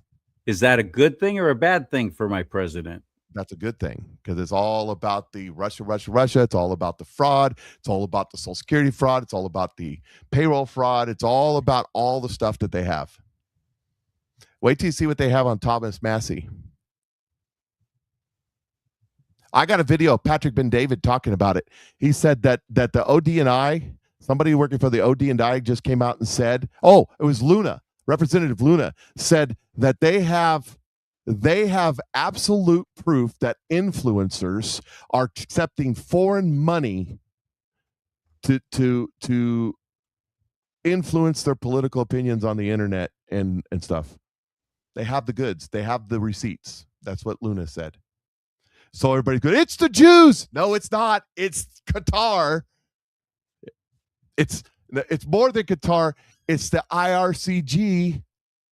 If you are accepting money, podcaster, Candace Owens, Tucker Carlson, Megyn Kelly, if you're accepting money from the IRCG while we're at war with them, what's that make you? Treasonous. I know we're going to end the show, but you got me off on this tangent. Treasonous. Yeah. So that's coming out. I'm so disappointed and stunned at what's happening with journalists, podcasters, broadcasters who are supposed to be on the right, people that I actually liked and enjoyed their shows and became a fan of. Tucker Carlson. I never missed his show on Fox. I DVR'd it. I watched it every stinking week. Same with Steve Hilton, by the way. I seen a meme that said in the top every part of the day meme, I'm watching them. Had ABC, NBC, CBS, CNN, the Fox News, the whole works. It said, you no longer believe the people they bought and paid for. And then it had Candace Owens and Tucker Carlson, all their ilk down the bottom, and Alex Jones and all them. It says, so they bought yours. Yeah. You don't believe their people anymore, so they bought yours. Alex Jones is another one. Mm-hmm. I'm just stunned by the whole thing and disappointed, really disappointed, because they're saying things that are so blatantly. I hate the word Semitic, because that actually describes, that word is Arab, of Arabic descent, Semitic. I don't know why. It's not Arabic descent. The word Semitic comes from Shem. It's descendants of Shem. Which would be Noah's son, you mean? Yeah, it would be the Arabs, because they're the descendants of Ishmael. But it would not be Iran, because they're Persians. Right. Good point. But anyway, I don't know why Jewish people fall right in line with saying it's anti-Semitism. Why do you keep saying that, Jewish people? Why don't you call it what it is? You're a Jew hater. You hate Jewish people, and you can't even explain why for the most part. You got some kind of blinding rage that comes from the devil himself against God's chosen people. Even if they're not playing along and they're not being very good Jews, they're not really following God's law anymore, and they're doing these horrible things in Israel, and more homosexuals there per capita than California, and more porn coming out of there, and on and on and on. I hear all of it. That's not for me to judge and decide that I'm not going to support the nation of Israel. Well, it wasn't really the nation of Israel. It was started by the Rothschilds. It's not really God's Israel. How do you know? Okay, well, let's boil it down to this, Mike. Let's boil it down to this. The Temple Mount is in Jerusalem, right? Last time I checked. What was Solomon's temple built for God? Where was it built originally? Well, supposedly right there on the Temple Mount. And it was. That's where it was. Too. Yeah. Mm-hmm. Well, there's some the temple before that. That's where it was. I understand, but there may be some historical truth to that part right there. Actually, I mean, the location is right, but what's there now was actually built by the Romans after they destroyed the Second Temple, part of disgracing the Jews. And when they named it Palestine, but that's getting into the history. The point is, that's where the temple was.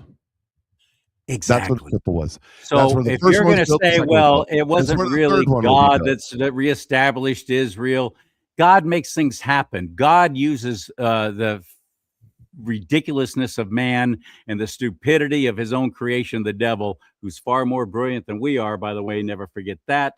Never discount that he is a perfect created being and amazingly brilliant when you think you're all that. And that's the devil I'm talking about. So we know who's going to win in the end. Read God's word, read Revelation. I already know how this thing's going to end. I read to the end of the chapter. But the point is, that is where Jerusalem is. That's where the Temple Mount is. That's where the temple was. That is Jerusalem. And the word tells us that there will be a new Jerusalem coming down out of heaven, right? There's going to be a new one. But in the meantime, a whole lot of really awful things are going to happen there, including the temple will be rebuilt and the frickin' Antichrist will rule from there for a while. Yep. And he's going to tear Christians a new one. We're going to be going through. Too. Yeah. And it's at that time. It's at that time. You see, right now, the Jews are living under a curse that they put on themselves. When Pontius Pilate said, put Jesus up there and said, I'm washing my hands. It's on you. I'm not going to do this. He said, I'm washing my hands. And they said, let this man's blood be on our children's children's children. That's a curse they put on themselves. And the Revelation says that until the time of the Gentiles is fulfilled, we are living in the time of the Gentiles. That's us. So we're living in a time when Christianity is on the rise. But when the Antichrist comes, or around the time that the Antichrist comes, I don't know which order things are in. I let God worry about that, not me. But there is a time when all of Israel, God will soften their hearts and they'll accept Jesus Christ as the Messiah, and they will all en masse turn to God and repent. That day's coming. But here's the thing. Everybody gets upset about all this and freaks out about all this other stuff. Understand, the third temple has to be built. The third temple will not be anointed by God. Right. It has to be built. Right. It has to be built for things to happen. And here's the thing: when and how things happen are not my purview. I'm not God. Jesus said only the Father knows, not even the Son. Only the Father knows when that day comes. When the day comes, it'll come. If it's today, tomorrow, next week, next month, next year, 10,000 years, not my problem. Not my problem. Well, my problem is do the things that God has commanded me to do, that Jesus commanded us to do. What is that? Take care of the widows and the orphans, visit the people at prison, spread his gospel around the world and make disciples, and lay hands on people that they might be healed and delivered. That's not laying hands on your neighbor. That's not what I'm talking about. But they might be healed and delivered. That's what God has commanded. That's what Jesus has commanded us to do, right? So if you go do those things, when the groom comes for his bride and he finds you doing the things you're supposed to do with the oil in your lamp, prepared and ready for the wedding, he'll snatch you up and you'll go marry into the new kingdom, and eternity, or however that works. But if he does not find you doing what you're supposed to be doing, he'll lock the door. And when you pound on the door and say, "Let me in," he'll say, "I never knew you." So that's why I don't even watch Stu Peters anymore. Stu Peters has definitely gone to the dark side when he started railing on Jews and Jewish people and Israel. And I was like, I know that in Scripture it says, "I will bless those who bless you. I will curse those who curse you." And people are incorrectly, I believe, see what you think about this, incorrectly saying, well, that was talking about Israel. No, it was talking to Abraham, right? What are you talking about? The I'll curse you, or bless you, the bless you? Yeah. It's mentioned 4 times in the Bible in different places. I think I still have it up. Let me look. Good, please do, because I'd love some clarification on this. But the point being, it's mentioned. Me as a lowly 12. Gentile, who, as Paul said, you're lucky to be grafted in. Don't take advantage of that. Don't get arrogant, because you could be taken right out again. So just be happy that you are part of the chosen now through Christ Jesus, and we're all together again if we accept him as our Lord and Savior. This turned into a really good show. So it's 12. It's Genesis 12, verse 3. I'll bless those that bless you, and whoever curses you, I will curse, and all the people will be blessed through you. That's the Abraham one. Who's he talking to? He's talking to Abraham, but he's talking about his generations to come. This is Genesis 27, and this is Isaac blessing Jacob. Who's Jacob? Jacob changes his name to Israel. Verse 29 says, "Many nations serve you, and people bow down to you. Be Lord over your brothers, and many sons of your mothers come and bow down to you. May those that curse you, may those that who curse you be cursed, and may those that bless you be blessed." There is there's Jacob being blessed by his father, passing the firstborn. But a lot of Christians say what they're talking about. He was talking about Israel. No. Yes. Yes, this is exactly Israel. Jacob, God changes his name to Israel. This is Israel. Okay? The person. His sons. Not the nation. Son, no. Many nations will serve you. The peoples plural, will bow down to you. Be Lord over your brothers. He only had one brother, by the way. Apparently that he knew of. Father Abraham had many sons. Many sons had Father Abraham. I'm one of them, and so are you. So let's just praise the Lord. Right? What does that mean? Be Lord over your brothers. We're grafted into the vine that is the vine of Christ, that is the seed of Abraham. Yeah. Right? We are brothers to Israel. Be Lord over your brothers. Oh my God, you're saying Israel's supposed to Lord. I'm not saying anything. The Bible says it. And many sons of your mother bow down to you. There's only two. May those that curse you be cursed, and may those that bless you be blessed. That's to Jacob, who becomes Israel. Okay. Right. But wait, right. there's more. Okay. This is the prophet Balaam, who was hired by the king.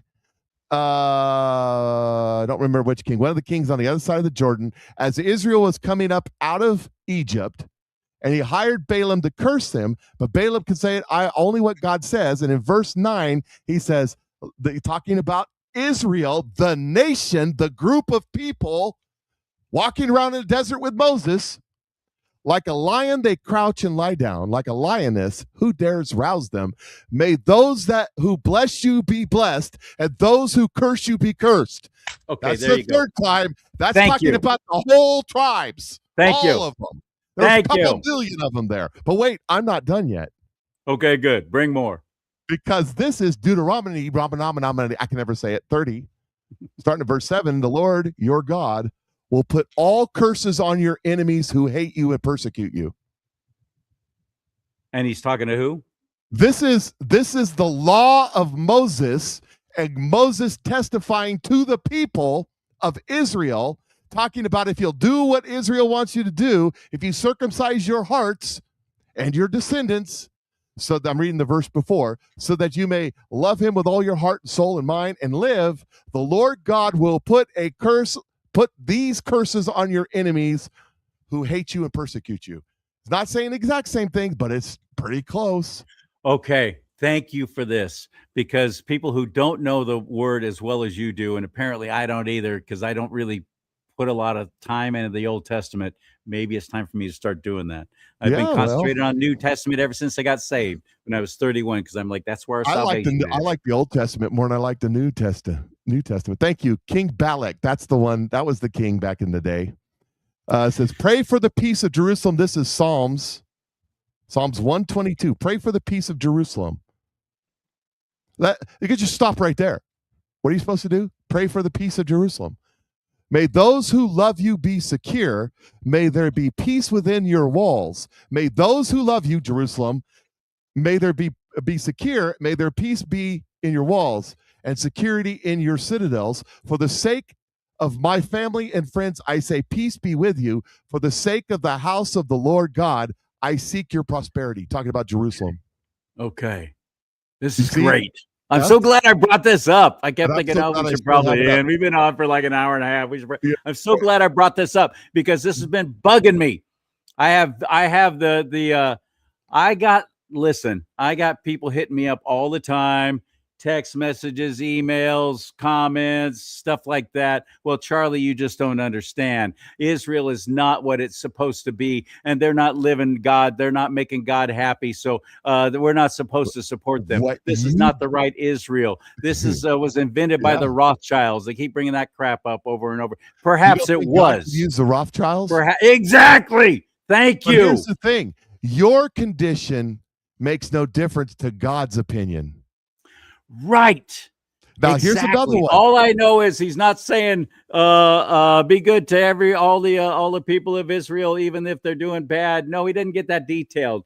It's just support it and pray for them. Pray another for one. Peace there. Pray for Jerusalem. Pray for peace in Jerusalem. For pray for those people. I pray for them to find the saving knowledge of Christ Jesus, that they would finally realize, oh, shoot, we got it wrong. That was the Messiah. I pray for that. I pray for their safety. There are many Jews that have. I've been there. I met a guy that valued my time there. I got to see I got so close with the Lord when I was there, just out. It was like about midnight, walking along the Sea of Galilee along the shore, and the enormity all of a sudden hit me that perhaps my Lord and Savior was walking right here at this very point. It drove me to my knees, and that's only happened twice in my life, where I was so overcome with emotion that it just drove me down. Well, Aaron Cates wants a Patriot Mike Show tour of Israel when everything settles down. That's what he says. He'll be a tour guide. So you'll be Aaron. You'll be our tour guide. That's what he says. Yeah. What he's saying? Yeah. Dude, so let me give you the scripture. Let me give you the scripture. This is red letter. This is Matthew 5. This is Jesus talking. So you're like, well, Mike, oh, that was in the Old Testament. It's done. The Old Testament's passed away. We got the new stuff. The perfect is gone. Blah. Jesus. Okay. You don't argue with Mike, because I'm going to read you Jesus's words. Okay. Red letter. That's what he says. Do not think that I have come to abolish the law or the prophets. Yeah. I have not come to abolish them, but to fulfill them. For truly I tell you, until heaven and earth disappear, not the smallest letter, not the least stroke of a pen will by any means disappear from the law until everything is accomplished. Therefore, anyone who sets aside one of the least of these commands and teaches others accordingly, like to hate the Jews, will be called least in the kingdom of heaven. Least you're getting in. But whoever practices and teaches these commands will be called great in the kingdom of heaven. For I tell you that unless your righteousness surpasses that of the Pharisees and the teachers that run around saying the Jews are evil of the law. I'm adding that part for emphasis. That's my words, not his. Of the law, you will certainly not enter the kingdom of heaven. That last part, unless your righteousness surpasses that of the Pharisees and the teachers of the law, you will certainly not enter the kingdom of heaven. If you're going around teaching things that's contrary to what the Bible says, not just a little one line, the synagogue of Satan, taken completely out of context where you don't know what you're talking about, but the entirety of the Bible, the verse 20 is yours, and you certainly will not enter the kingdom of heaven. Jesus said that. But Jesus wants everybody to be saved. Well, it says what it says. I am so sick of hearing, especially out here in California, there's so many weak-kneed, milksop little, so as Paul himself called them, what was it? So-called Christians.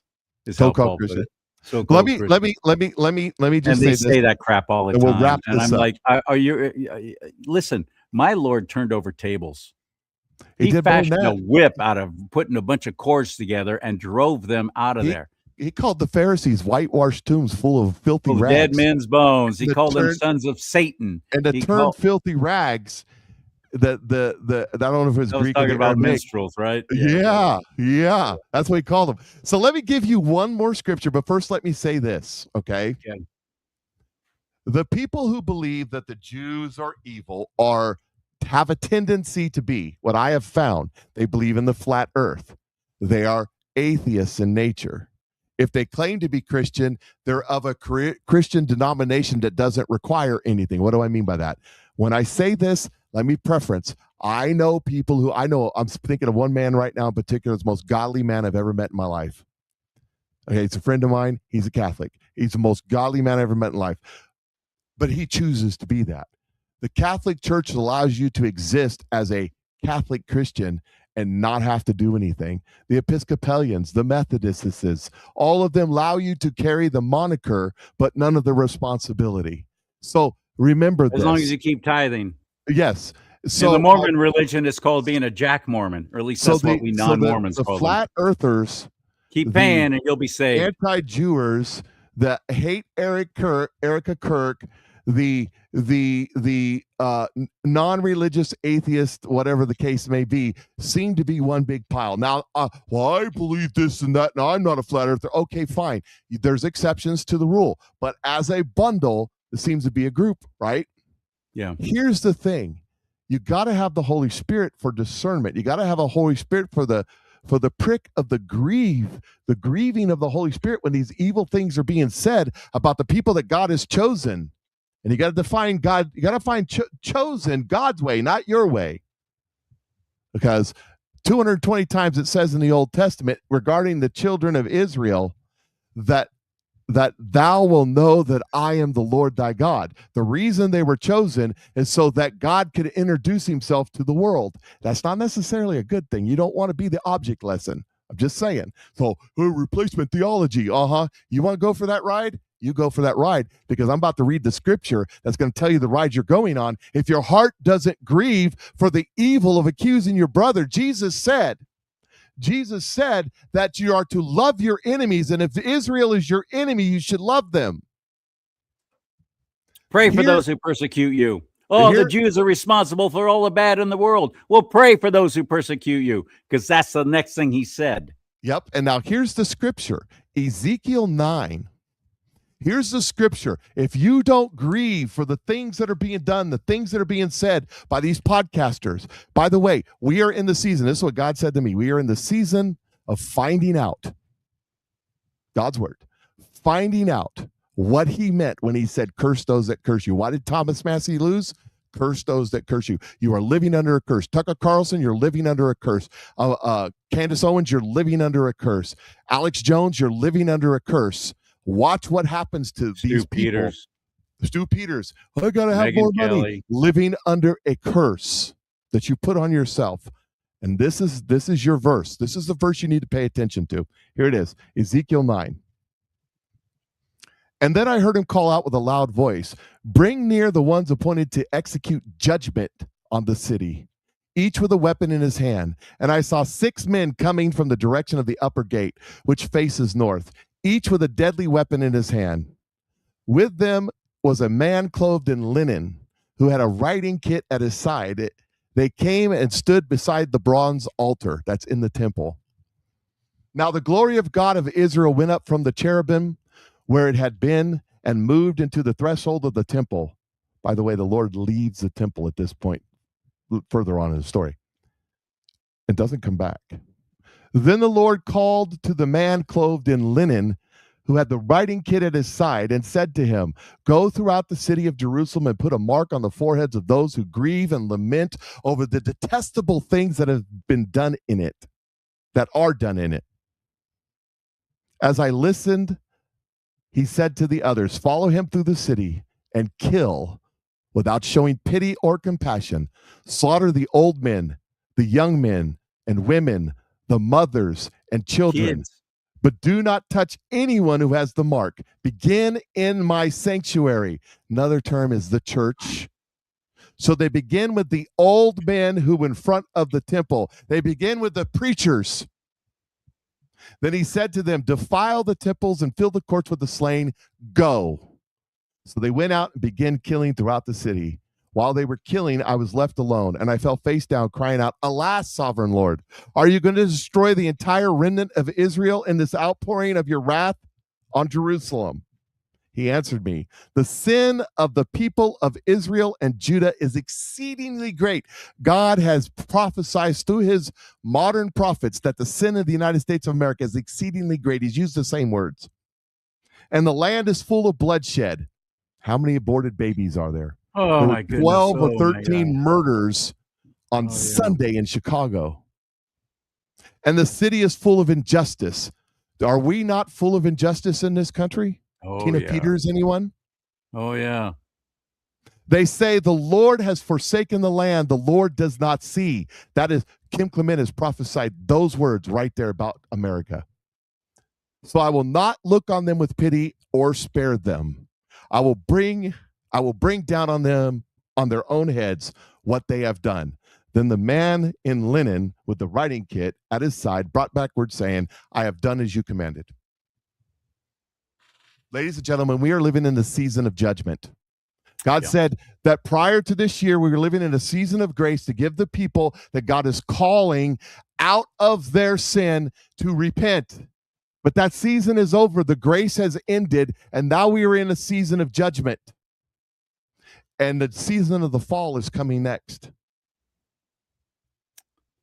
Make sure that you're right with God. Make sure you're grieving for the evils that done, that he marks you and dedicates you, puts the blood of the Lamb upon you, that you not receive the reward that God's about to pour out on us.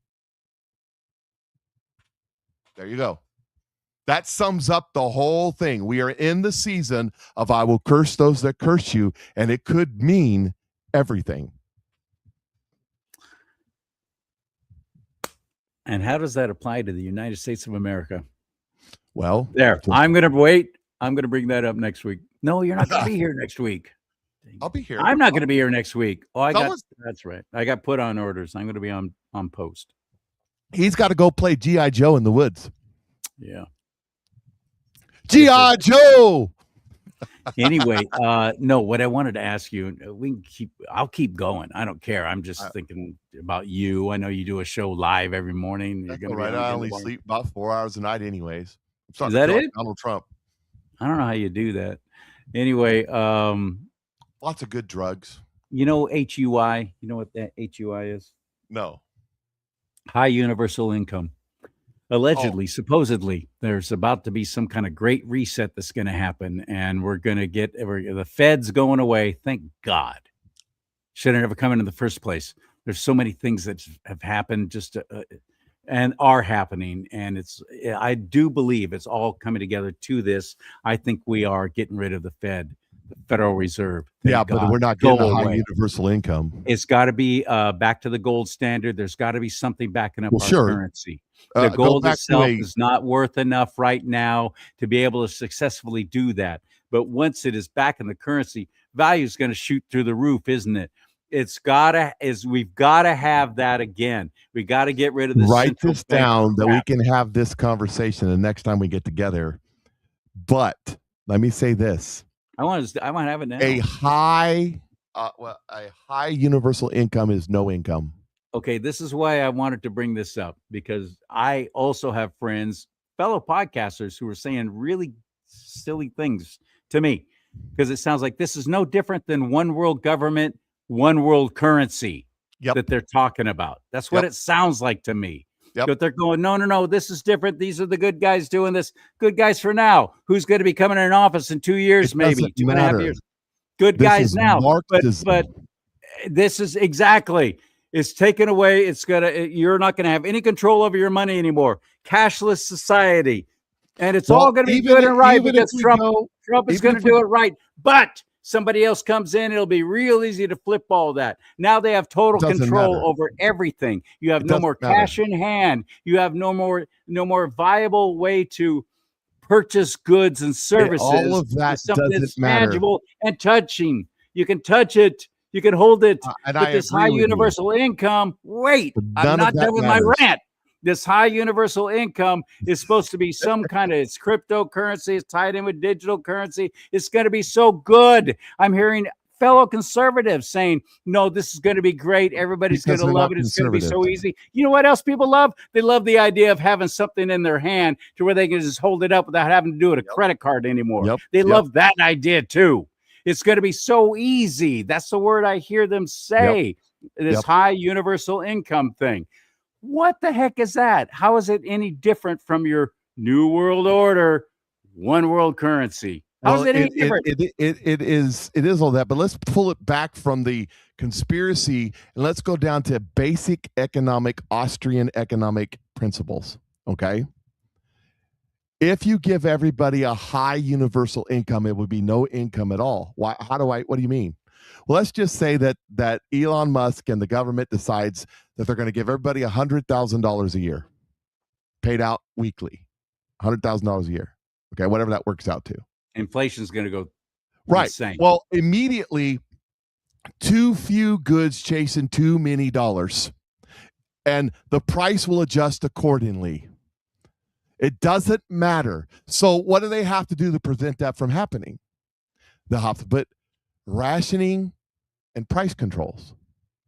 You see, here's how it works. So they come out and they say everybody gets $100,000. Everybody goes out, starts buying TVs and cars and everything. And Walmart, who's been discounting TVs because we're in a crashing market, all of a sudden your TV's now $25,000 instead of $300, right?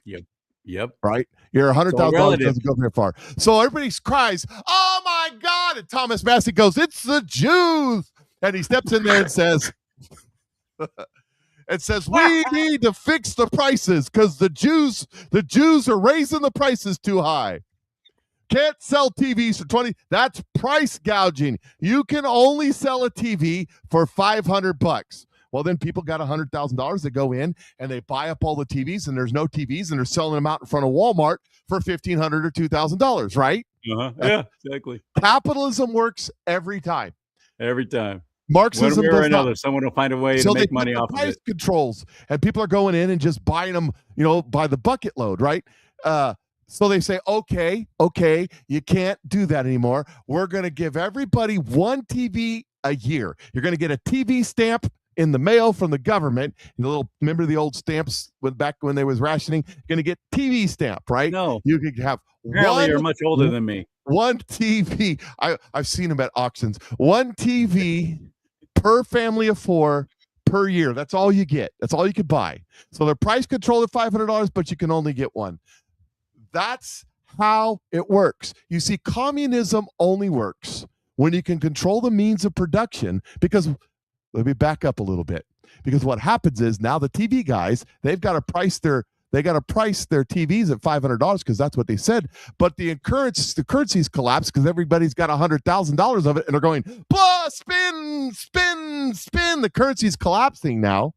So when they go buy their raw goods to make their TVs, it's costing them $1,500. They can't sell the TVs, so they go out of business and they lay everybody off. But it's okay because we got a high universal income. Everybody's making $100,000. Why go to work anyway? And you go into the grocery store to get your allocated one TV, but there's no TV there because there's no manufacturers of TVs anymore. I mean, read the book Atlas Shrugged. So Marxism only works when you control the means of production and control the means of distribution and control the money. So what happens? The government steps in and says, you can't fire or lay those people off to make those TVs. You have to continue to make the TVs. What's about to happen with AI in California? They're trying to pass a law saying you can't fire somebody, even though AI is now doing the job of that employee. You're still paying. Same thing. So the manufacturer says, look, I can't make the TV for $2,000 in parts and labor and sell it for $500. The government says, oh, that's okay. We're going to give you a higher income. We're going to subsidize you so that you can pay for it, right? The government's going to step in and subsidize it. And they're going to say, in order to subsidize you, though, that high universal income, we're going to have to tax 20% of it. So that's $20,000 right off the top per year, right? So now you don't have $100,000. You only have $80,000. And to pay for the subsidies to go in to make the TV so that you can get your allocation of your one TV a year for $500, right? And then they say to the employer, you can't fire people, but nobody shows back up to work because they're getting $100,000 a year. So they say, mandatory new law, you have to go to work at the TV station to get the $100,000 a year. And now what are you? You're a slave. That's how that works. That's why nobody seems to be putting any kind of serious thought into this. Because they don't know what I just said. In order to know what I just said, you have to understand the basic principles. And by the way, I'm basic principles of Austrian economics. In order to go through that scenario, you have to understand the basic principles of it. You have to listen to people like Walter E. Williams. You have to listen to people like Thomas Sowell. Milton Friedman. You have to listen to those people to understand the basic premises of Austrian economics, to walk through what I just said. And most of those podcasters, if I came on their show, they would never have heard what I just said. They just think, oh, everybody's going to get $100,000 a year. It'd be great. But that's not how it works. These are laws that it happens every single time. And TVs was just an example. It'll be eggs, it'll be bacon, it'll be milk, it'll be flour, it'll be bread, it'll be shoes, it'll be pants. That whole scenario will happen across the country until government mandates that you have to go to work on the plantation to provide. And there's your universal basic income. And that's how communism began. That's how East Germany began. Yep. Speaking of Austrian, you said Austrian principles? Austrian economics. Okay, Austrian from Austria, obviously. Well, isn't that where at one point in their recent 20th century history, they were literally throwing money out the window, wheelbarrow full of cash, wouldn't even buy you some potatoes. Yeah, that's because they went down. I think they actually did have a universal basic income back between the wars in Germany, but they went down the Weimar Republic. It went down the inflation road where they thought they could just inflate their way out of this. They can just print their money out of this. Here's a famous story from that time. A little old lady put all of her money in a basket, thousands upon thousands of dollars, Deutschmarks, in a basket. And she went to the grocery store to buy a can of tomatoes. She left the basket on the porch and went in to the grocery store to see if they still had the tomatoes, and when she came out, someone had stolen the basket, dumped out the money because they wanted the basket. But the money wasn't worth anything. No, that's kind of my point. So unless you've got it backed by some kind of tangible, real thing, it's monopoly money. It's only worth as much as they tell you it's worth. This has got to go. The Fed's got to go. Please, President Trump, make that happen sooner than later. I'm going to trust that you're doing that because you said you were. So I'm going to believe that. It's got to go. Otherwise, we're on a train road or a train track to running off the cliff. Here's your universal basic income in 2 notes. There it is. Those? You know what that is? That's let me do it this way. African money, isn't it? Can you read that? It's $5 billion and $1 billion. So it's $6 billion. I'm a billionaire. 6 billion Zimbabwe dollars, and with this, Zimbabwe. I don't think I could go to Starbucks. I don't think there's enough there. Yeah. That's what your universal income will look like. Yeah. When they start adding zeros upon zeros and commas upon commas to your denominations because they aren't worth anything. And when you're doing digital currency, you're doing cryptocurrency, it's only worth as much as they say it is. Again, how is that any different than what we have now? It's not even that. It's not even that. It's this they can say it's worth. This note they say is worth $1 billion. They say it's worth that. But when I go to give it to you for a Maserati, what are you going to say to me? Get out. Right. So they can say that cryptocurrency that's on your implant on your hand is worth X amount, but that doesn't mean somebody's going to exchange it for that. There's a saying. When the American dollar goes to zero against gold, what does that mean? That means that it gets to the point to where nobody will take your dollar for their gold because they value their gold more than your dollar. Right. This has to happen. And this high universal income thing is a dismal, tragic, bad idea. That's one world government, new world order crap. I don't care if the good guys are the ones doing it. I've literally had another guy talking cryptocurrency with him, and he goes, "Yeah, but there's the good guys, cryptocurrency. Yeah, there's some bad ones, but this is the good guy one." Who's the good guy one? Doge currency? That was Elon Musk's. What happened to that? Just kind of went away, didn't it? At the end of the day, with the cryptocurrency, what do you have?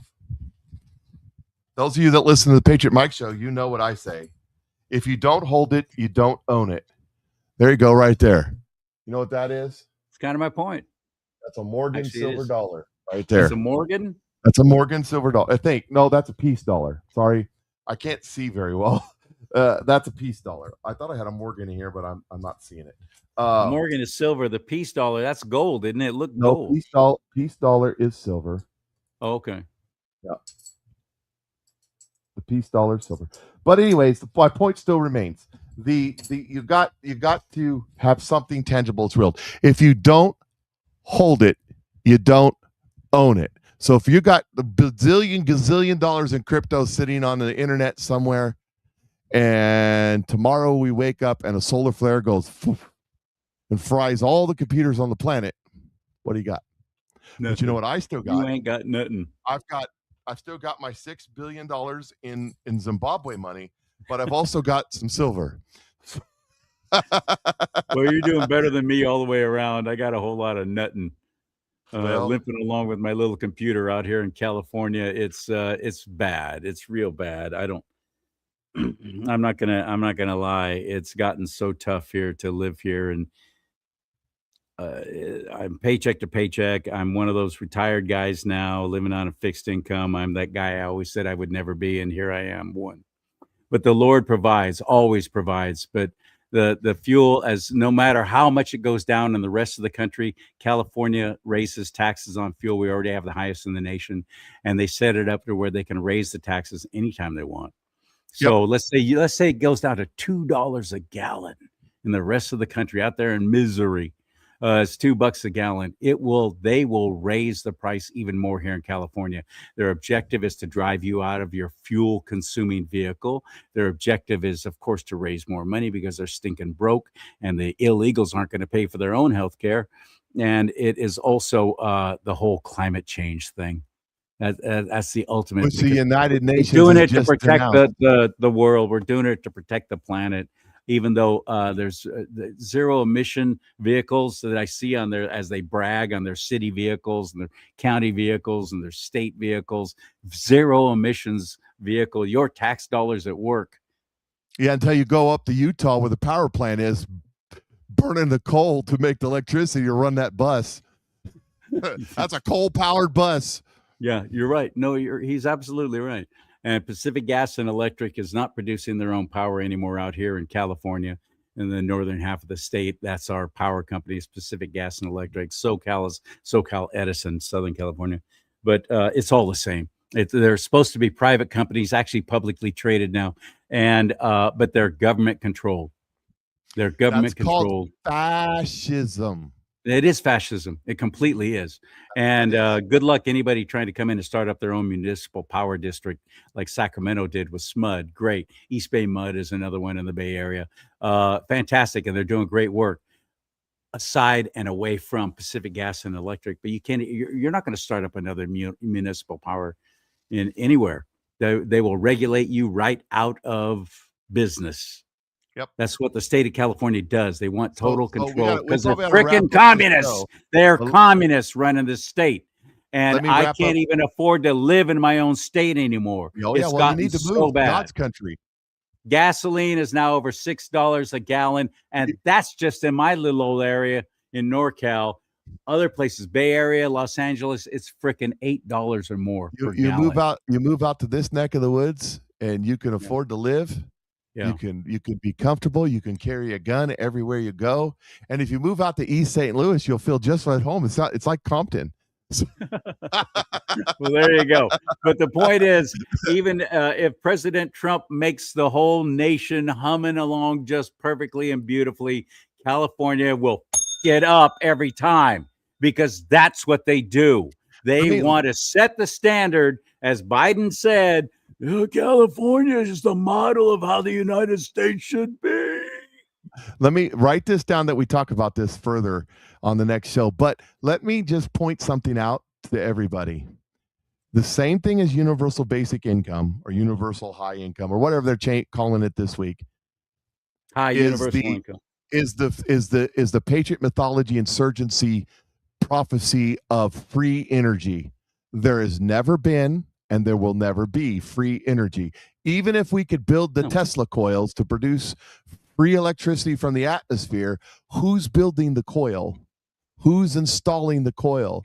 Who's maintaining the coil? There's still a cost unless government forces you to do it, and then you're a slave.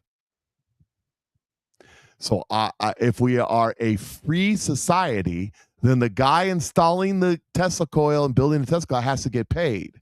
So there's never going to be free, no matter 0 point energy. There's never going to be free because somebody has to make it unless they're your slaves. And even then you have to feed them. Hydroelectric power is beautiful too. You literally have these turbines and you build dams and the water flow comes through and makes those turbines go. And it creates tremendous amounts of energy. Well, Governor Hairdo has dismantled and destroyed 4 of those dams in Northern California. Well, you come out here.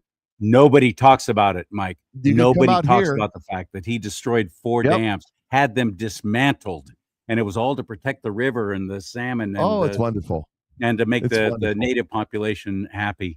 That's what that was all about. This is what they're doing. Come out here, and we got the Lake of the Ozarks, which has a dam that makes electricity, and right atop of the Lake of the Ozark, upriver from it, you've got Truman Lake, which has a dam which makes electricity, and some of the best fishing and boating in the world right there.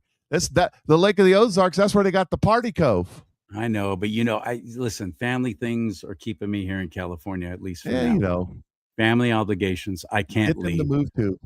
Otherwise, I think I think I'm already convinced that is where I want to go. But I don't want to say anything because I don't want other Californians to find out and come out too, because we ruin everything we touch. They move out here and then they stay for 2 or 3 years and then they leave because there's no. We ruined Idaho. We're ruining Montana. We've ruined Oregon. We've ruined Washington. We ruin everything we touch. We're ruining or have ruined Arizona. It's bad. We've ruined Nevada. All of Texas. They move out here to Missouri, and then they leave because when they move out here to Missouri, there's nothing but a bunch of cows and there's no shopping mall. And where's the nearest Tesla store? And why won't my Tesla go down the gravel road? That's how I grew up. So I'll fit right in. But the point is, though, that there's many of us out here like me who love the Lord, are Bible believing, Christ Jesus following Christians who are oppressed and kicked down and targeted, having things taken away, as I talked earlier about what they've done with Facebook. That's Silicon Valley. That's Northern California. That's the San Francisco Bay Area. But there's many of us, especially in Northern California, good patriots, and still want to work and still want to actually earn a living for themselves and not sit back and have things given to them. So when I hear my own fellow conservatives going on and on about how great HUI will be, which you're an Army guy, we turn everything into an acronym, don't we now? HUI, HUI, high universal income. That's a bunch of hooey. Yeah, well, but they're telling me and my fellow conservatives, no, it's going to be great and you're going to love it. Yep. It's the Nasera Jacera BS. It sounds very demonic and downright satanic to me. You'll own nothing and you'll be happy. That's it. That's exactly what that is. How is that any different? There isn't. How's that any different? There isn't. Oh, they're going to erase all credit card debt. Go ahead and go out and buy expensive things now because all debt's going to go away. Yep. And I know some people personally who ran up all of their credit cards here several years ago. I mean, took out a second mortgage on the house, did all kinds of crazy, stupid stuff because Nasera Jacera were coming. I said, I'm not doing that. Well, you could, blah, blah, blah, blah. I'm not greedy. Number one, that's pure greed. And number two, that isn't what you think it is. That is Marxism. There is no utopia. Thank you. It doesn't exist. Not until that city that city you was talking about, 1,500 miles wide, 1,500 miles tall, and all that with the gates of pearl and all the gemstones and stuff. Till that comes down out of the heavens and lands on the ground there in the New Jerusalem, there will be no utopia. Nope. Can't wait. But in the meantime, I'm going to keep trying to work. I'm going to keep trying to survive, and I'm going to keep trusting in the Lord. And I pray you do the same and start reading the Bible. Yeah. Chapter a day keeps false teachers. Here, I'll throw this one out, and then we'll end the show. You probably won't be in the New Jerusalem. Anyways, moving on. It's only for, Who said that? Somebody say that in the chat room? No, you probably won't be in the New Jerusalem. Who won't? Me? The 1,000-year reign. More than likely, you will not be there. It's in the Bible. When Jesus comes back. For the 1,000-year reign. Yeah. And where are we going to be? Where are we going to be when he calls us out? It calls who out? Us. This is another topic for another show. Go read Revelation. Read Revelation. It specifically says, you missed it. It specifically says who will reign for 1,000 years with Christ. Specific people. Specific selection of people. And you need to go see who that is. It's not all Christians. Some Christians won't make it. In fact, majority of Christians won't make that particular one. They will be there at the end when there's a new heaven and a new earth. But that's not what my Baptist Sunday school teacher taught me. You're right. Read the Bible. I have the Bible. We'll read it with that in mind. When this whole pre-trib rapture thing. What are you high? Exactly who is going to be there. And then when you read that, go, oh, I read that just a couple verses earlier. And then go back and read those verses that you just read, because you'll understand what I'm talking about. But we'll talk about it at the next. Well, I'll read you the scriptures on the next show that we're together. How about that? Okay, all right. The final words. We've been here too long. We didn't do our commercial. Oh, yeah, it is what it is. Here, let me just tell you the truth. You've got plenty of money. You're rolling in cash, but I could sure use the help. And there's an American-made product, a company featuring American-made products with natural ingredients. NuevaLife.com.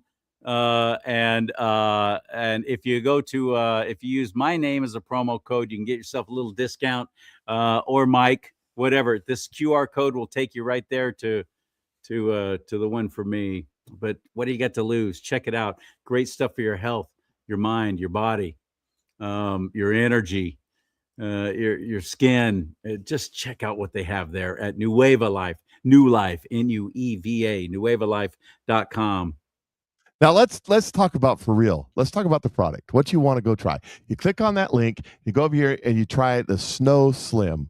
He's trying to get his face in it because he's got to have his face because he's a camera whore. But go get yourself some Snow Slim. Okay, I started taking this product about October when they came out with it. I was 315 pounds. I weighed in the other day just below 265. I took this product right here. A spoonful a day will chase your belly fat away. It's the chocolate sauce that makes your pants fall off. It has some secret highfalutin ingredients in it that work. 95+% of the people who took this product lost weight over 3 months. So give it a 3-month try.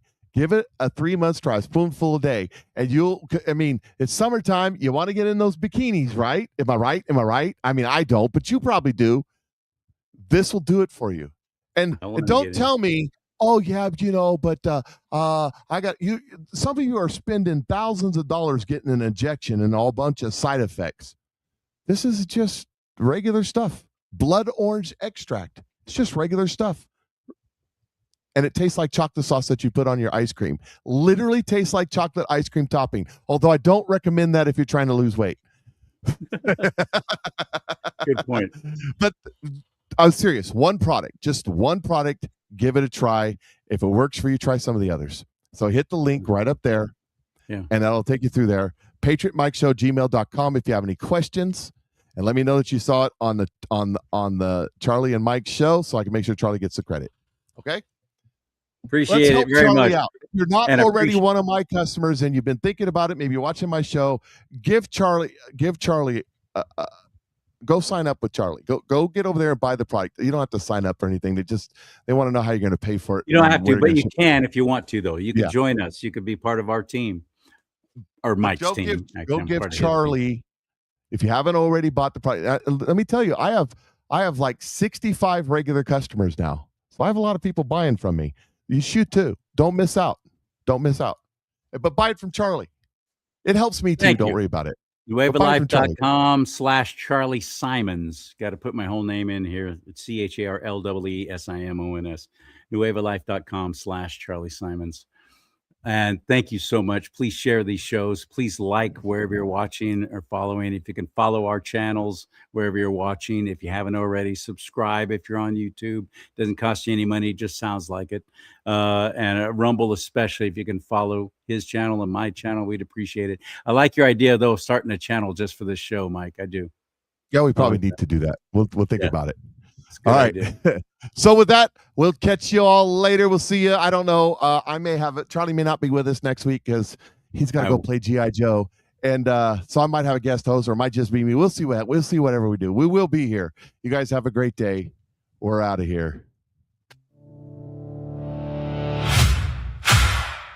Charlie and Mike. Charlie and Mike.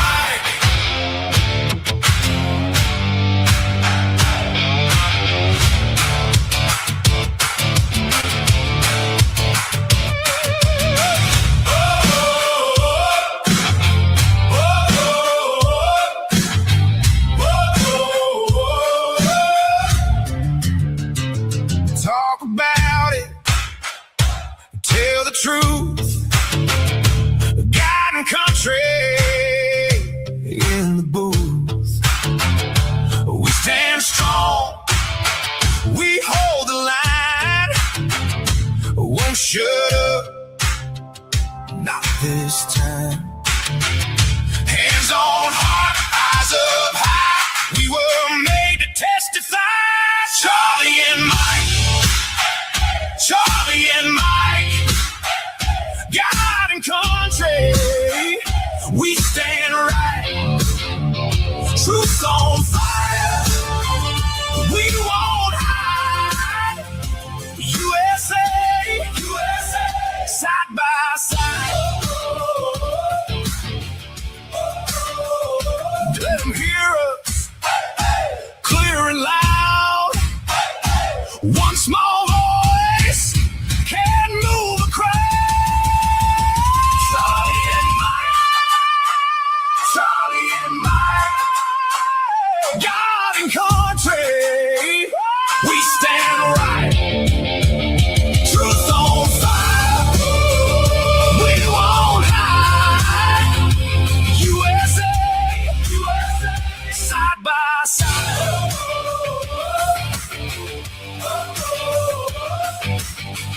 Oh,